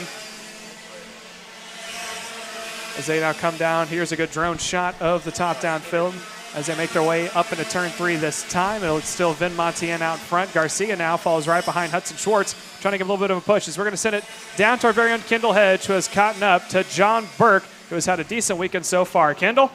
Down here with John Burke. John, you had a little incident in the pre-final with Hayden Jones. Walk me through that. They went down, Berkeley went down the inside, and then Jones was on the outside. So on the exit, I went to the rumble strips, and Jones tried to come back on, and we made contact. So you've been up front all weekend, as we said. What kind of progressions have you made through the weekend so far to get up to this point? We really haven't changed much besides like seat, gear, and tire pressure. Yeah, so now you're starting on the outside. What are you expecting going down to the green? I really don't know because I haven't been on the outside yet. I was on the pole every race, so I'm not sure. Well, thank you, John, and good luck in the final today. Thank you. Back to you guys. Short and to the point for John Burke there as he gets set to go green from P4. We'll talk to a number of our other top starting KA senior drivers. 11 in, 11 to go. Max Taylor shows the way down to turn number 8 over Caleb Gaffera. Yeah, continues to just try to pull away now. Like you said, Taylor was able to swap places with Gaffera. Now they're still going to try to go door to door. Looks like Rivera had a look on the inside of Gaffera, but not quite enough. So those three teammates still working well together out in front. There is the battle for the 4th spot. That is Vin Montien leading over Schwartz running in P5 and Garcia in the 6th spot. So those three were able to turn it back up just a little bit. They were able to make up 3/10 that last lap due to the leader change. As we're going to continue to watch and see if these three can catch back up, we're going to send it down to Kendall Hedge, who has caught up to someone who's had a very off but very on weekend. As we're going to send it down. Kendall? Down here at Jeremy Fletcher. Jeremy, as Caleb said, hasn't been such a great weekend, but here you are sitting in 5th. What was the key changes to get you up to this position? Yeah, I mean, after the first heat in KA, we've been pretty consistent, and it's been nice. But, I mean, the weekend's like a light switch. One time it's good, and the next it isn't. Well, now we're going down to the green with the entire KA field. How are you feeling about that? Don't really want to look back. Just keep my head forward and try to move through them. All right, well, sounds good, and good luck, Jeremy. Thank you. Thank you, and back to you guys. Jeremy Fletcher again, he'll roll off on the inside of row number 3 after what was initially going good and then kind of started to fade a bit in that X30 Pro main. Cracked the top 10 off the start with a great run forward, then faded a little bit further back. 9 laps to go next time by. Max Taylor, Caleb Gaffera was able to get by him, and now Ernesto Rivera applying some pressure through the bowl over to turns 5 and 6 here in the infield section. So we're into the closing stages of it. Caleb Gaffera might have saved up a little bit. He's starting to pull away, headed to turn number 8. Meanwhile, here's the fight for 4th. Hudson Schwartz on that Speed Concepts Racing Red Speed. They're not terribly far back from the leaders. I mean, they eventually started to hit some good laps there, and they're only about a second and a half away. So if they fight enough up front, they could get into the mix, but they need more fighting than what they're getting. Rivera and Taylor are all spread apart from Gaffera. They got to close back up to him first. 8 to go.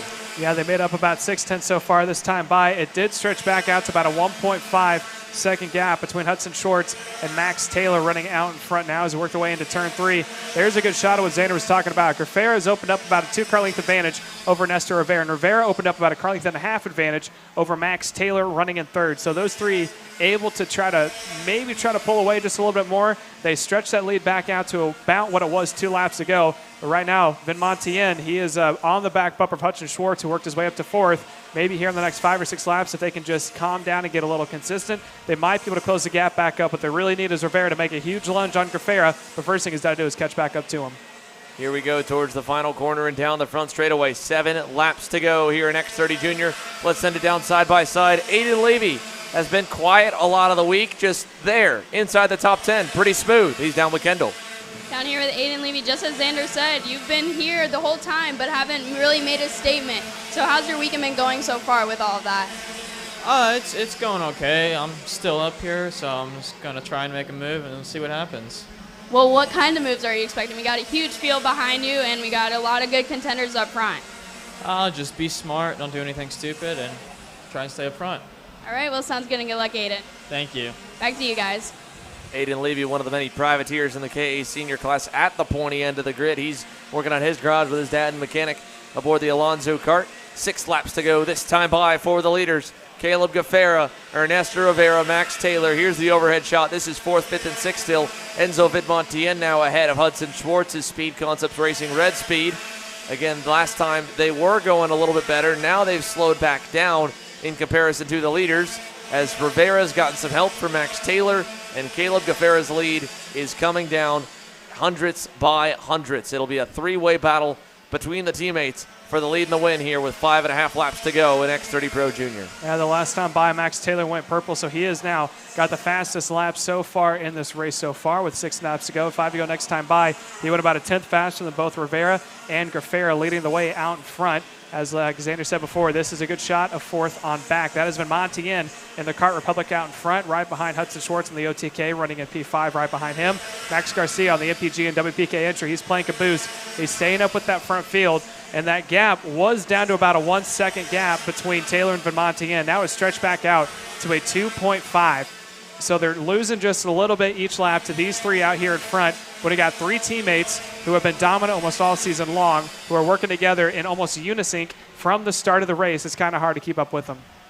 So there they go through turns 5 and 6 here. Enzo Vidmontien, Hudson Schwartz, Max Garcia through turn 7 over to turn number 8. Back up front as well. Again, 2 different packs of 3 at the front of the field. Cameron Brinkman's week, just a solid one. Could have been a little better with a little better luck. He's picked up 3 spots. He's up to 7th. Leonardo Scorpioni 8th. Jorge Ortiz 9th. Jackson Wolney is 10th ahead of Teddy Musella, who was starting to go forwards and then unfortunately had some bad luck there getting turned around. He's come back up to 11th already, so a great recovery drive for Teddy Musella as we now have 4 laps to go with the drone shot showing you that fight for 4th. Here's our camera showing you the fight for the lead. Cafera not yet seeing a challenge from Ernesto Rivera, waiting to see which of the 3 contenders of the RPG Cosmic Junior program will come away with a big-time win here and a big-time payday with an X30 Pro Junior division win. Yeah, so it's still Grafera out in front, but as you said, Taylor and Rivera have been right there almost all race long. You can see them going by at the top of your screen, and there's still even more separation between Max Taylor in 3rd and that second pack of Enzo and Montien running in the 4th spot. It's now at a 2.7, almost 3-second gap as they make their way through. There's a good shot of the back markers. There is the top 3 coming down into turn 1. 3 laps to go is for them this time by. Next time by, it'll be 2 sticks up in the air for 2 laps to go. Grafera leads, Rivera P2, and trailing off. Max Taylor still putting the fast lap is down the inside. Rivera trying to see if he can't get around his teammate. Got his nose up there, up on 2 wheels, but he had Max Taylor behind him to give a little bit of a push. He's going to take another lap or so to recover his drive and see if he can't catch back up. Here they go up the hill once again, down the backstretch, through the infield for the leaders, though, into turn number 8. Caleb Gafera fending off every battle, putting himself in the lead when he needed to. Now he's got Max Taylor back in 3rd. Taylor was able to outsmart Rivera and Gafera for the win in the pre-final. He's got his work cut out for him here in the main, trying to push Ernesto back to the lead. Gafera sees the double sticks. 2 to go for Caleb G.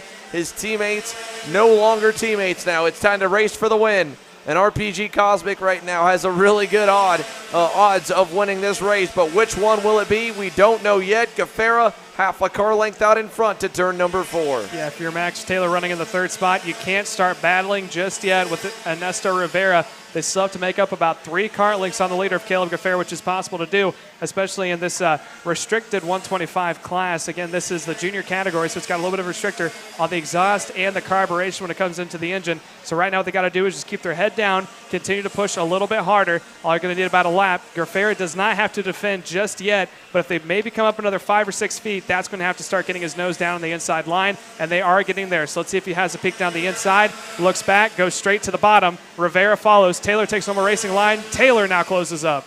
So Max Taylor onto the bumper of Rivera, giving him the opportunity to cross over Caleb G. Down the backstretch, Caleb Gafera to the bottom. Rivera opens up. That's a wide open door here, an opportunity for Max Taylor, but Rivera hangs on the outside. Ernesto Rivera is still there to turn 5. He gets the lead. Taylor's going to get through into 6. And Max Taylor, somehow, they all stay together. The RPG mechanics' hands on their heads as it just got crazy. They nearly saw all 3 of their chances get wiped out. Now out of turn 8, look at Gafera, gets around Ernesto, into 9, puts the bumper to Max Taylor, moves him up the racetrack through turn number 9. They're side by side, he runs him off. Caleb Gafera, a bump and run for the lead. Will it hold? Does Taylor give it back to him? Last turn, can't get there. Caleb Gafera pulls it off and wins here in Mooresville. A hometown win for Caleb Gafera makes up for the loss there early on in the day in K8 Junior with him and Cooper Shipman getting collected together. And Caleb Gafera, just a little love tap there to Max Taylor, moves him up the racetrack and is able to get underneath him there for turn number 9 to take the win in X30 Pro Junior. Next up, the final class on the weekend here 50-plus drivers strong. The 100cc division, KA100 Senior, should be absolutely wild. And leading them off to the green here as we have them all headed to the front of the grid for a quick drivers meeting will be Alex Stanfield. We'll take a commercial break. All drivers have to report to the top of the grid for a meeting. And then KA Senior, 22 laps set to go.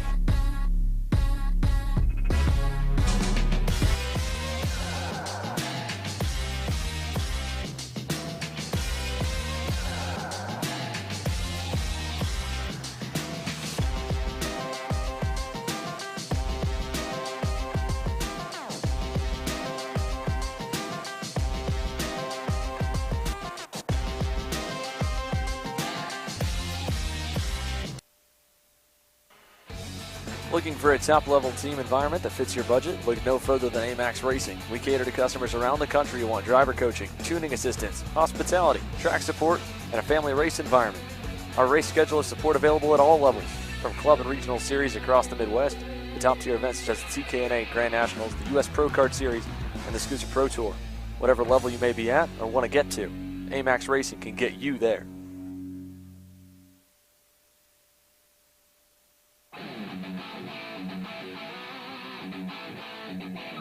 The 2023 season is just around the corner, and if you're looking to buy, sell, connect, or learn, make plans to attend the 37th annual OVK Go-Kart Swap Meet, February 4th, 2023. Register online at ovka.com. Hannah Greenemeyer is going to score the final win of the U.S. Pro Kart Series. Hayden Jones is a national race winner. Nate Cicero wins. Four-time champion Ryan Norberg winning Super Nationals 24. Winner, winner, winner. Are you ready to join one of North America's winningest driver development programs? Rollison Performance Group offers fully customizable packages that are meant to take your game to the next level. For more information, head to rollisonperformancegroup.com.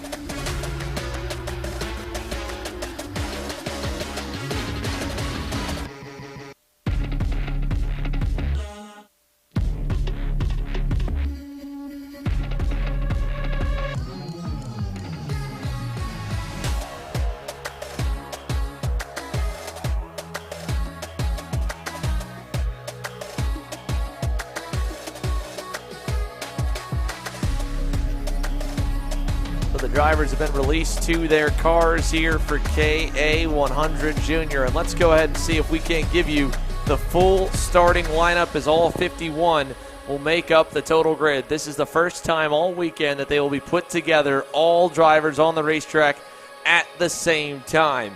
We'll go from the front towards the rear. Again, we know Alex Stanfield in that Team GWR Tony Kart will roll us off on the front row alongside one of his best drafting partners in the last couple races, Christian Miles, in the BJR MDR Lando Norris car.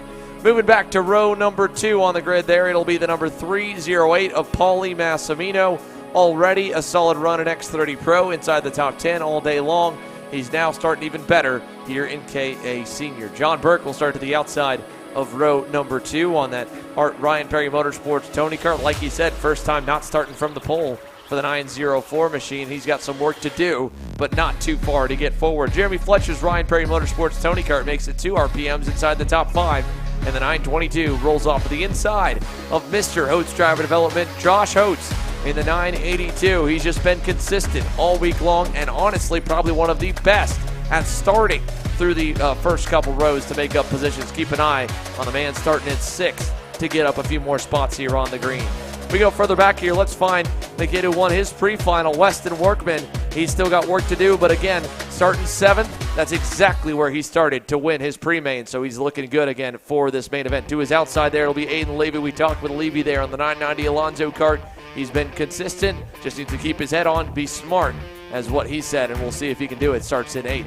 Go further down the grid there. There's the 811 of Adam Brickley. Won his pre-final as well, but had to come from way back to do it. Has a lot of pace, rolls right behind Workman, so both of your pre-final winners on the inside of rows 4 and 5. To the outside of Adam Brickley, well, that'll be the number 917 of Lucas Zabo, and a topsy-turvy week, literally, for the Zabo family there after a crazy, crazy KA shootout on Friday night. Has rebounded, rebuilt the go-kart, and the RPM Tony Kart driver rolls off on the outside of row number 5. Going further back down the grid, well, there is Austin Jers in the AJR entry. The number 931 Tony Kart driver rolls off in 11th, and he looks ready to go as he lines up alongside another young hotshot driver here, Connor Zillish, looking to make up some more ground. And the Team GWR Tony Kart number 72 rolls off to complete row number 6. The rest of your KA seniors are set to go here, kicking off next with Finnegan Bailiff in that Trinity Karting Group Kart Republic. The number 949 rolls to the inside of row 7. To his outside,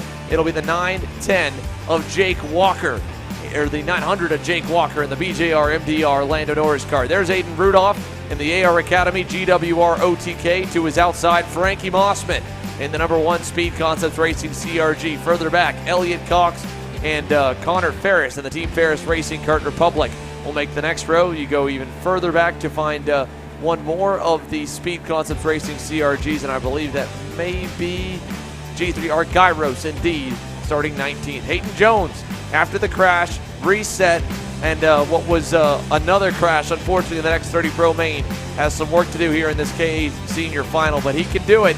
Rolls off 20th. Long way to go for the 916. Back behind him to the inside of row number 11, it'll be Mike McAndrews in the 991 or the 99 Fullerton entry. He rolls off side by side with Holtz TD driver Nick Terlecki. Then it's Chase Jones, then Gia Cicero there in frame, and here they all roll out. That's all the way back to 21st and 22nd, and the rest of the 51 drivers have to make their way around the corner and out of the grid onto the racetrack. What a packed house, packed field, packed grandstands, packed fence line to close off the IAME USA Grand National Championship presented by Hunt Brothers Pizza here, Caleb.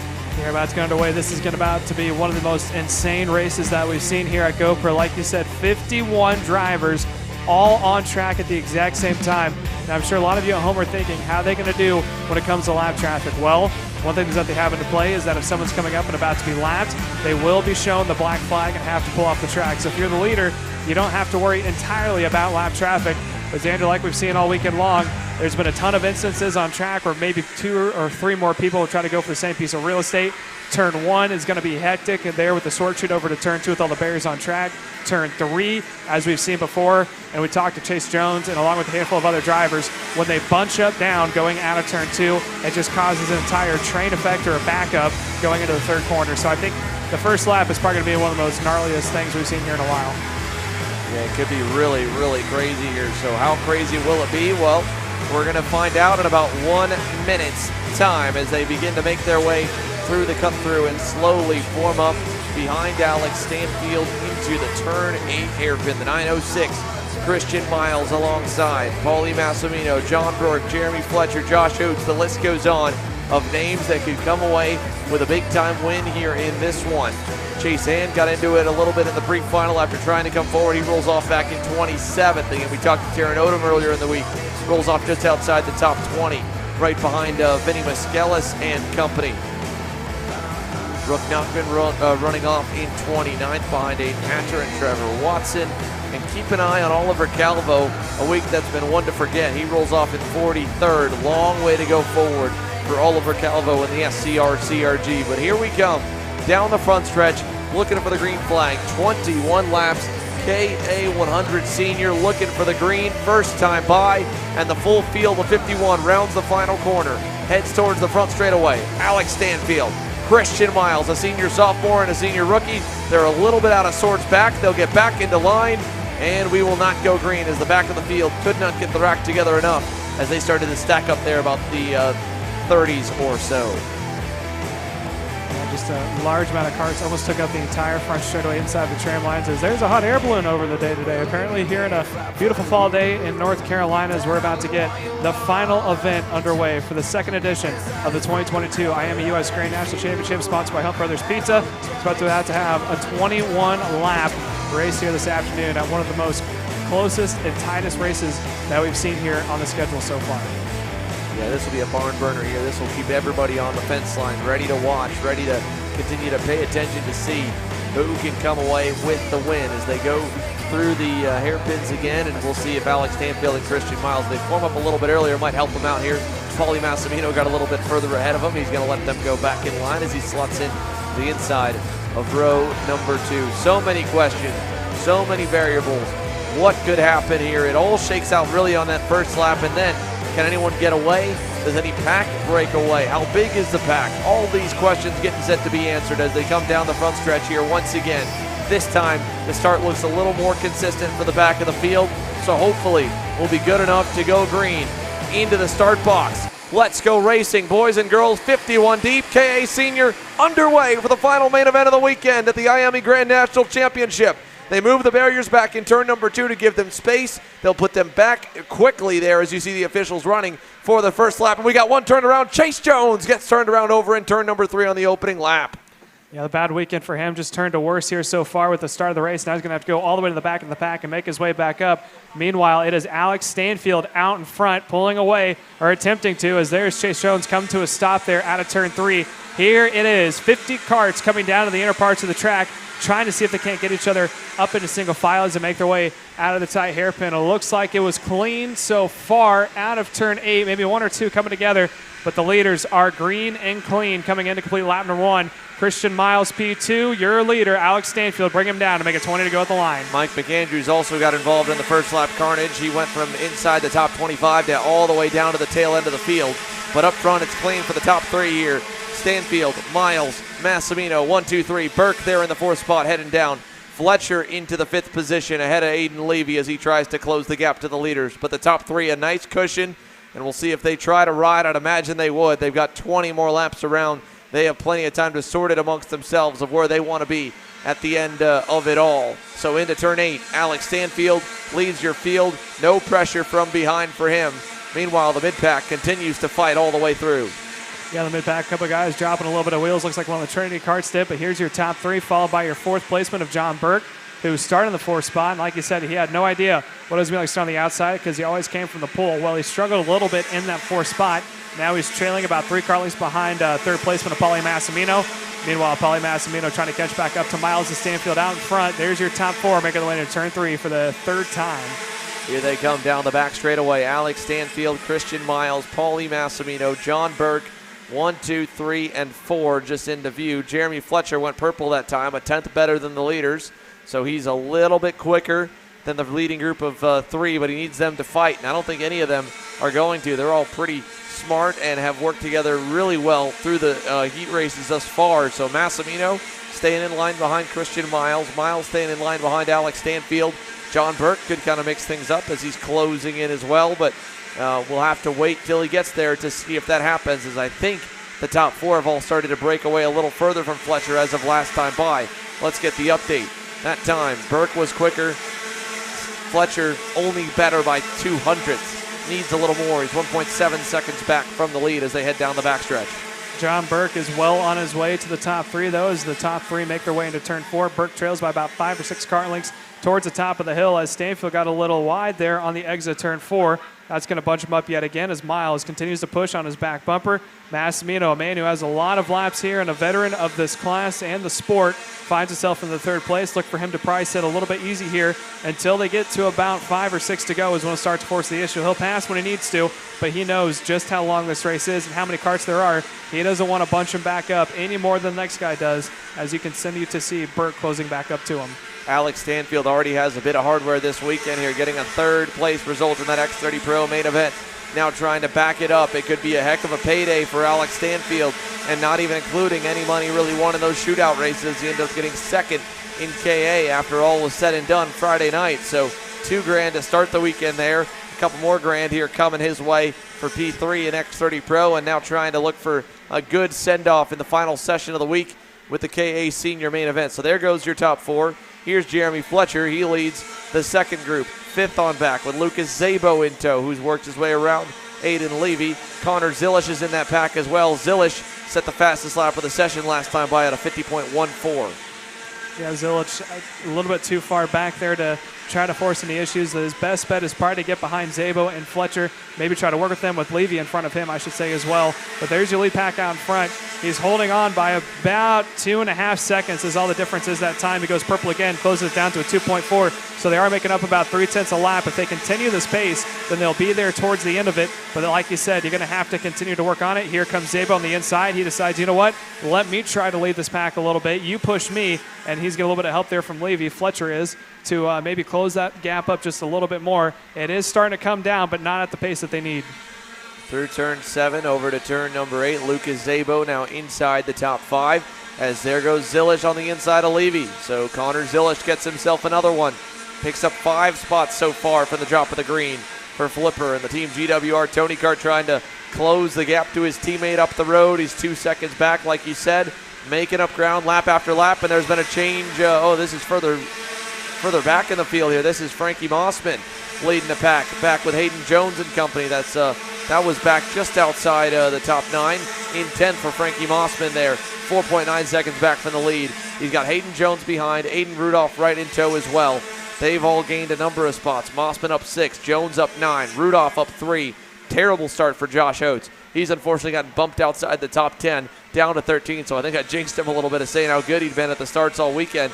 He's in the middle of that group in that Oates DD OTK, following Aiden Rudolph into the hairpin. Yeah, so is Aiden Jones able to get around the CRG right in front of him? If I'm not mistaken, that was Frankie Mossman falls back, so now Aiden Rudolph trying to see if he can't get around Mossman, or now he's trying to catch back up. Do them going back and forth there for the previous couple laps. So now that was Hayden Jones, who had what could have been a good starting spot before getting taken out in that pre-final, now trying to claw his way back up through the field. He is up 10 spots after starting in 20th, finds himself in P10 following Levy.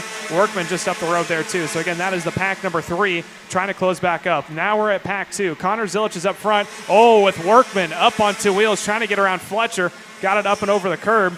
But the 2 that were able to come away clean from that was Jeremy Fletcher and, Zilic, followed by Zabo running right behind him. So those 2 weren't bogged down by what happened behind them. They are slowly inching the way back up. Connor Zilic still running, about the same times as your leader. That last time by, he won a 50.5, probably because he got slowed down trying to make his way up through the field. Last time by for Stanfield was a 58.14. Yeah, Connor Zilic and everyone else in that pack has had good pace. Jeremy Fletcher has not. He is dropping like a rock right now. The RPM Tony Kart driver not looking too strong early. Connor Zilic trying to hunt up to the leaders here. The gap now is 2.3 seconds back to the pack, 2.8 back from the lead overall. Weston Workman, enough speed to run with him as well as he tries to get closer. 13 laps to go, still a lot of time left, needs a lot of battling. And there may be some, because up front, John Burke has caught the lead pack. What does he do now that he's caught up to the top 3? Does he want to ride there? Does he want to fight for the lead and the win? They've all just been content chasing Alex Stanfield. Massimino's now gone by Christian Miles for second just a couple moments ago. And with John Burke getting up to P4, does he feel like he's got enough to lead? Does he want to lead? Who knows? We're going to find out. 12 to go, 8 down. Burke already looking on Miles into 1. Not going to go this time. Yeah, Burke's a driver who likes to be very aggressive there, even on the start, and try to claw his way up towards the front. Christian Miles in the pre-final, someone who was very aggressive. He wanted to lead all race long. Well, now it's about the opposite here in the final from we saw in the pre-final. He's content sitting there in the lead pack in third, playing the long-term game here, waiting towards the end before he starts deciding to try to make a move. He continues to follow on Paulie Massimino. Massimino doing the same as, it looks like one of the RPG Cosmics was off. For Gia Cicero there as we see a pass for third. John Burke able to get by for P3. So Burke goes by. Look at Massimino to the lead in turn 9. Paulie Massimino gets by Alex Stanfield, who has been one of the drivers to beat, if not the driver to beat all week. The other one, John Burke, down the inside for a second. He goes by. Here comes Christian Miles alongside Stanfield for third. He'll tuck back in line, and Paulie Massimino leads the way now with 11 laps to go, 9 down. Yeah, so Massimino's got a huge lead, a decent-sized lead. Problem for a Merlin off the track. I believe that was one of the Hodes That carts. was Emerson Reed. Emerson Reed going out there in the Franklin Motorsports Merlin, knocked off the racetrack. So now let's see the second on back of John Burke, who is up into P2, can lead that group to catch back up to Massimino. They're doing so now. Now within about a half a car length, not close enough to make a move here in the hairpin.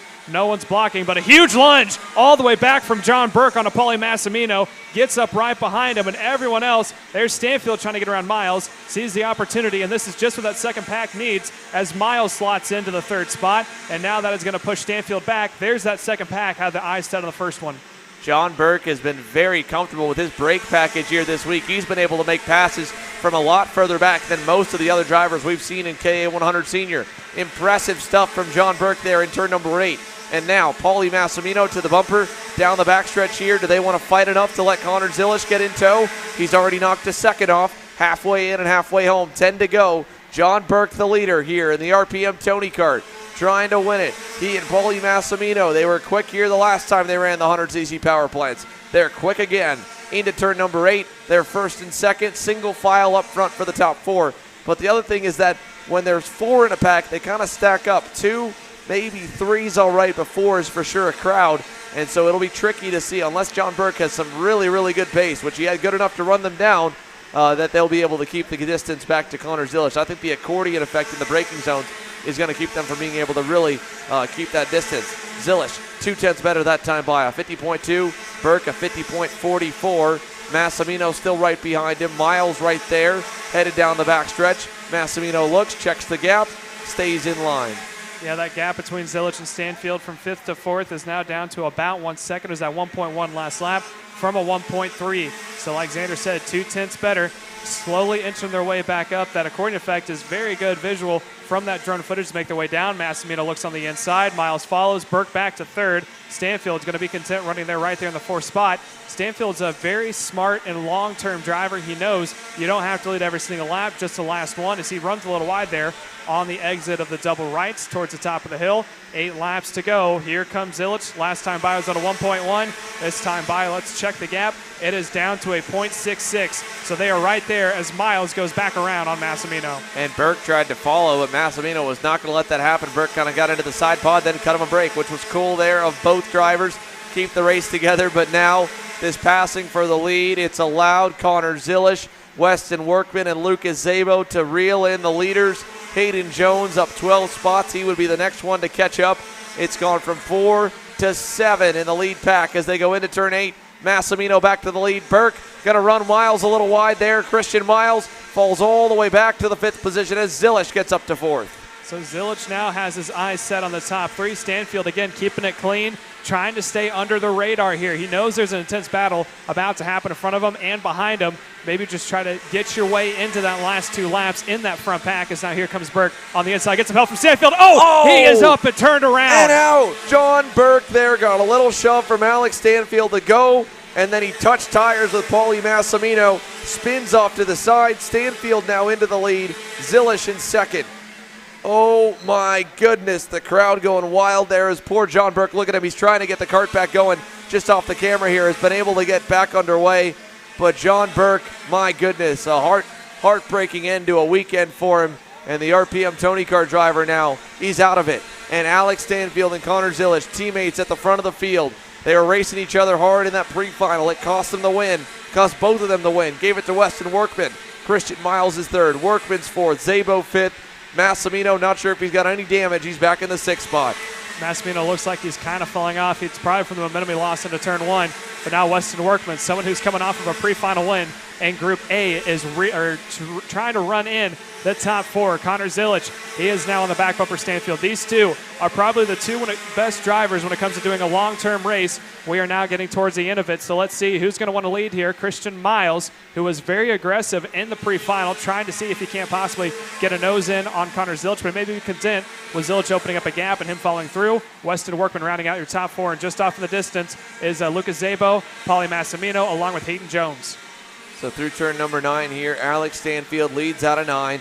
Connor Zilich still in second in line. Miles third, Workman fourth, up the hill, final corner, 5 laps to go. Alex Stanfield leads the way here, trying to get himself a big-time win at the IAME USA Grand National Championship. Presented by Hunt Brothers Pizza, they'll climb the hill. Lucas Zabo did not make any headway that time by. Massimino did. He closed up a little bit, but he needs them to fight for the lead, and you'll not really see that, I don't think, until 2 to go out of Zilich. I could be wrong, but I could see him running behind Alex Stanfield up until the very end of this one. Yeah, these two are now going to lead the pack here, nose to tail. I think the only way that they could slow it down is if Christian Miles decides he wants to try to break up that 2-pack out in front. He's content as of now running behind Connor Zilich. He knows there's a lot of experience out in front of him, so if he can dip his nose in, maybe break up the 2 out in front from a possible runaway, then I think that may be the best bet for Pauly Massimino to catch back up. Weston Workman, though, running in the 4th spot. He is right there, but not quite close enough to see if he can't get a nose on the top 3. Down to turn number 1 here. 5 laps to go, make it 4. Alex Stanfield up the hill. Leads Connor Zilich and Christian Miles, and they're starting to separate a little bit from Weston Workman. He lost 1/10 of a second last time by on that Timmy Tech comp cart. As they exit turn number 4, he'll close a little bit, but he needs some battling. He's not close enough to make any noise yet. Christian Miles, when does he want to get into second? Is he fine to start the last lap in third? I think he was able to watch Connor Zilich and Alex Stanfield throw punches at each other on the racetrack in that pre-final, and knows that maybe they'll do that again, but that's a long shot bet here to see lightning strike twice. 3 laps to go this time by. Stanfield checks the gap. Zilich gives him a little fade there into the corner, doesn't go for the lead, and now down the front straightaway. 3 to go. Here comes Miles with a push to Zilich. Workman trying to hang on. Zabo trying to get there. Massimino trying to get there as well. They're a second back at this point. Too far back to really be a factor until the battle really opens up for the lead in the win. So they make their way through turn 4 right now. There's a gap from Weston Workman. It's closing up just a little bit. I think he may have hung back just a little bit to maybe save his tires, cool him back down so that he can have enough towards the end once these 3 decide to go back and forth. Coming down into the hairpin right now. No one defends just yet. This time by, as it looks like in the back, Massimino is able to get around Lucas Zabo, so he is just off view, and he really needs his top 4 to start going tooth and nail with each other in these final 2 laps to close the gap back up to be a contender here in the end. Massimino was able to get by Lucas Zabo in turn 4 this lap. He's finally gotten some more juice in the tank. Can Pauly Massimino play spoiler? 5th, starting with 2 to go. Alex Stanfield starts to go a little bit low there into 1. Up the hill to 3. Zilich 2nd. Miles 3rd. Down the back straightaway. Zilich looking for a way around. They all have to go low. Workman can go high. He looks for the crossover on Christian Miles. Can't do it. Single file. Here comes Pauly. Here comes Lucas. They're going to close up now with a lap and a half remaining through turn number 6 and into the hairpin. How low does Stanfield go to block? It'll be all the way low and locks up there in front of Zilich as they go wide.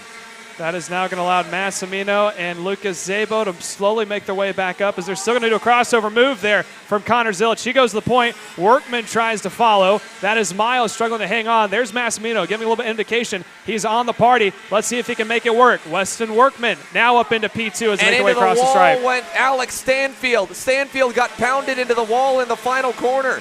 Alex Stanfield's day is done. Heavy damage to the 906. It's Workman versus Zilich. 2 natives here in North Carolina. Side by side for the win down at 4. Here's Massimino. He got himself up to 3rd. Got around Christian Miles. Final time through turn number 5.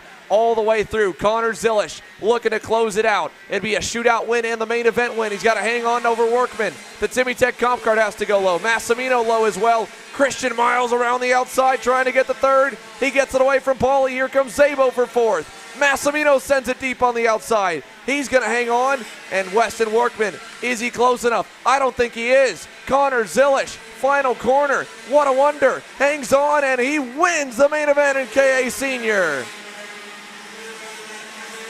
Workman second. Christian Miles hangs on at the line over hard-charging Lucas Zabo for third. Zabo fourth. Paulie Massimino fifth. Frankie Mossman picks up 10 spots to finish in sixth. Hayden Jones seventh.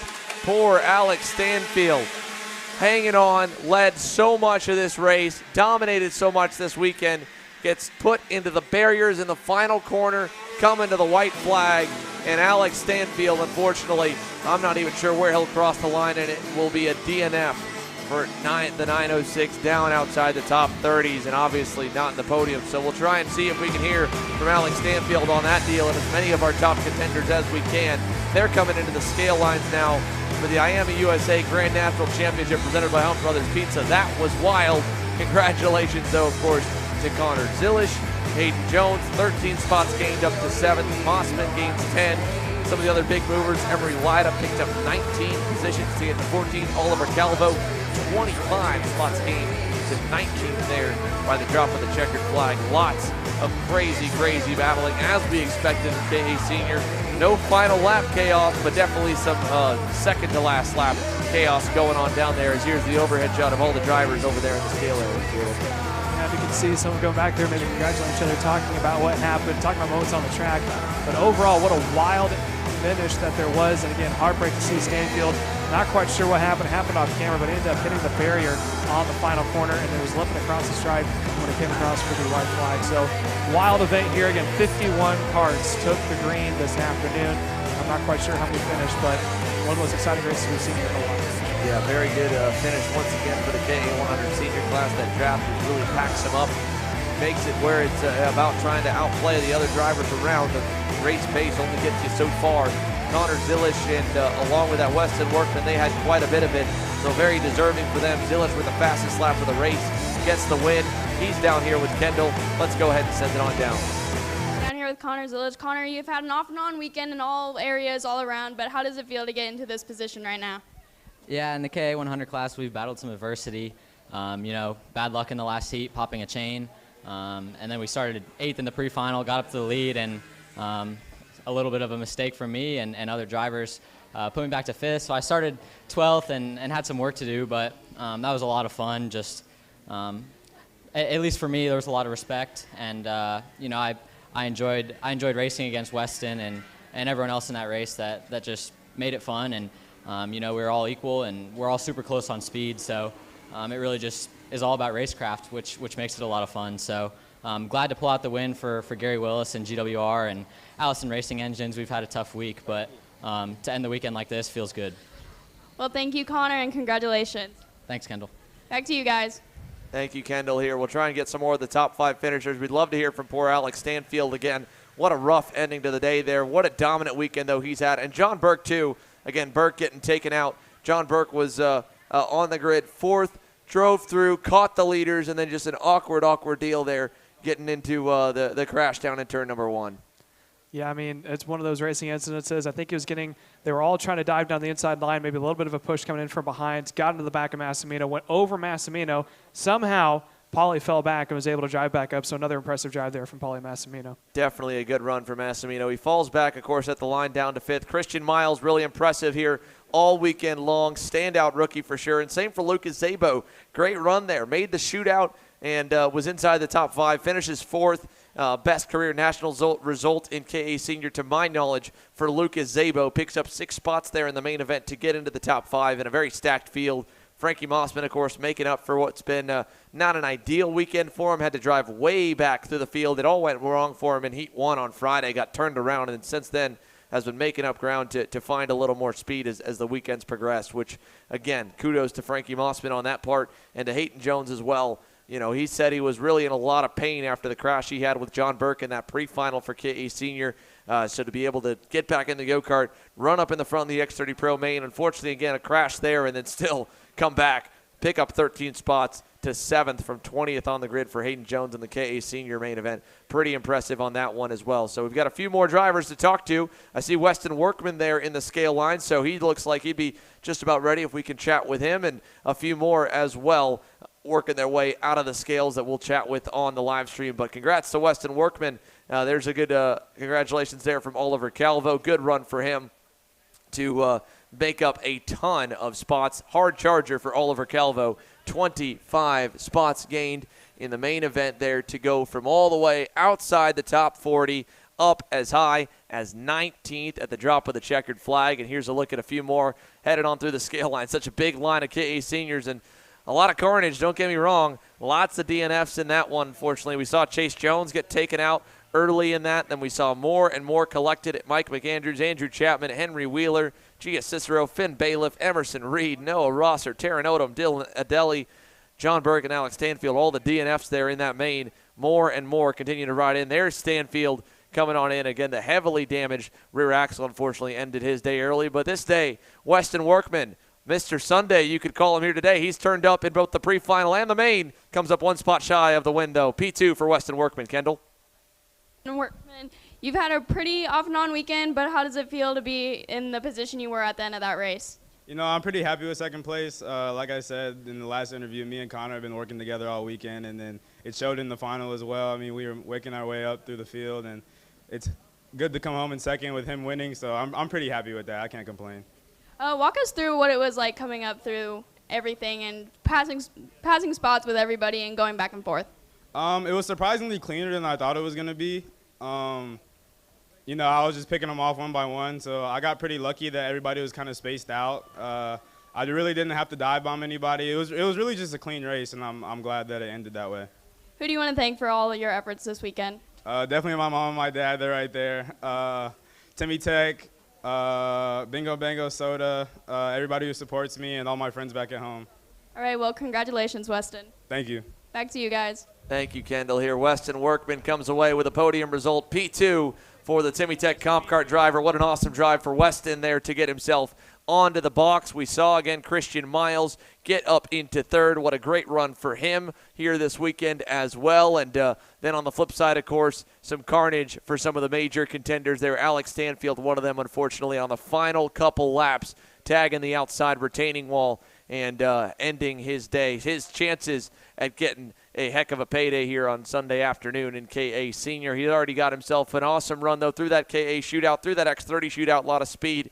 Bad luck last night as well for a weekend that's been so strong, and he's arguably been the fastest go-kart. When he qualified second, he was towing John Burke around when Burke was able to put his pole lap in. So very quick times there for Alex Stanfield as he works his way over to the rest of the field. And then for Paulie Massimino, just walking in front of our camera right there. Top five, drove it good. Nearly got knocked out of the way with the crash, unfortunately. Hard racing that took himself wide, took John Burke out of the event. He was able to get himself back on up there, and now you can see the last few drivers on through. So let's see if I think we're at the end of the range. Hopefully we can get it right there. But Alex Stanfield, let's get his thoughts on that. Kendall?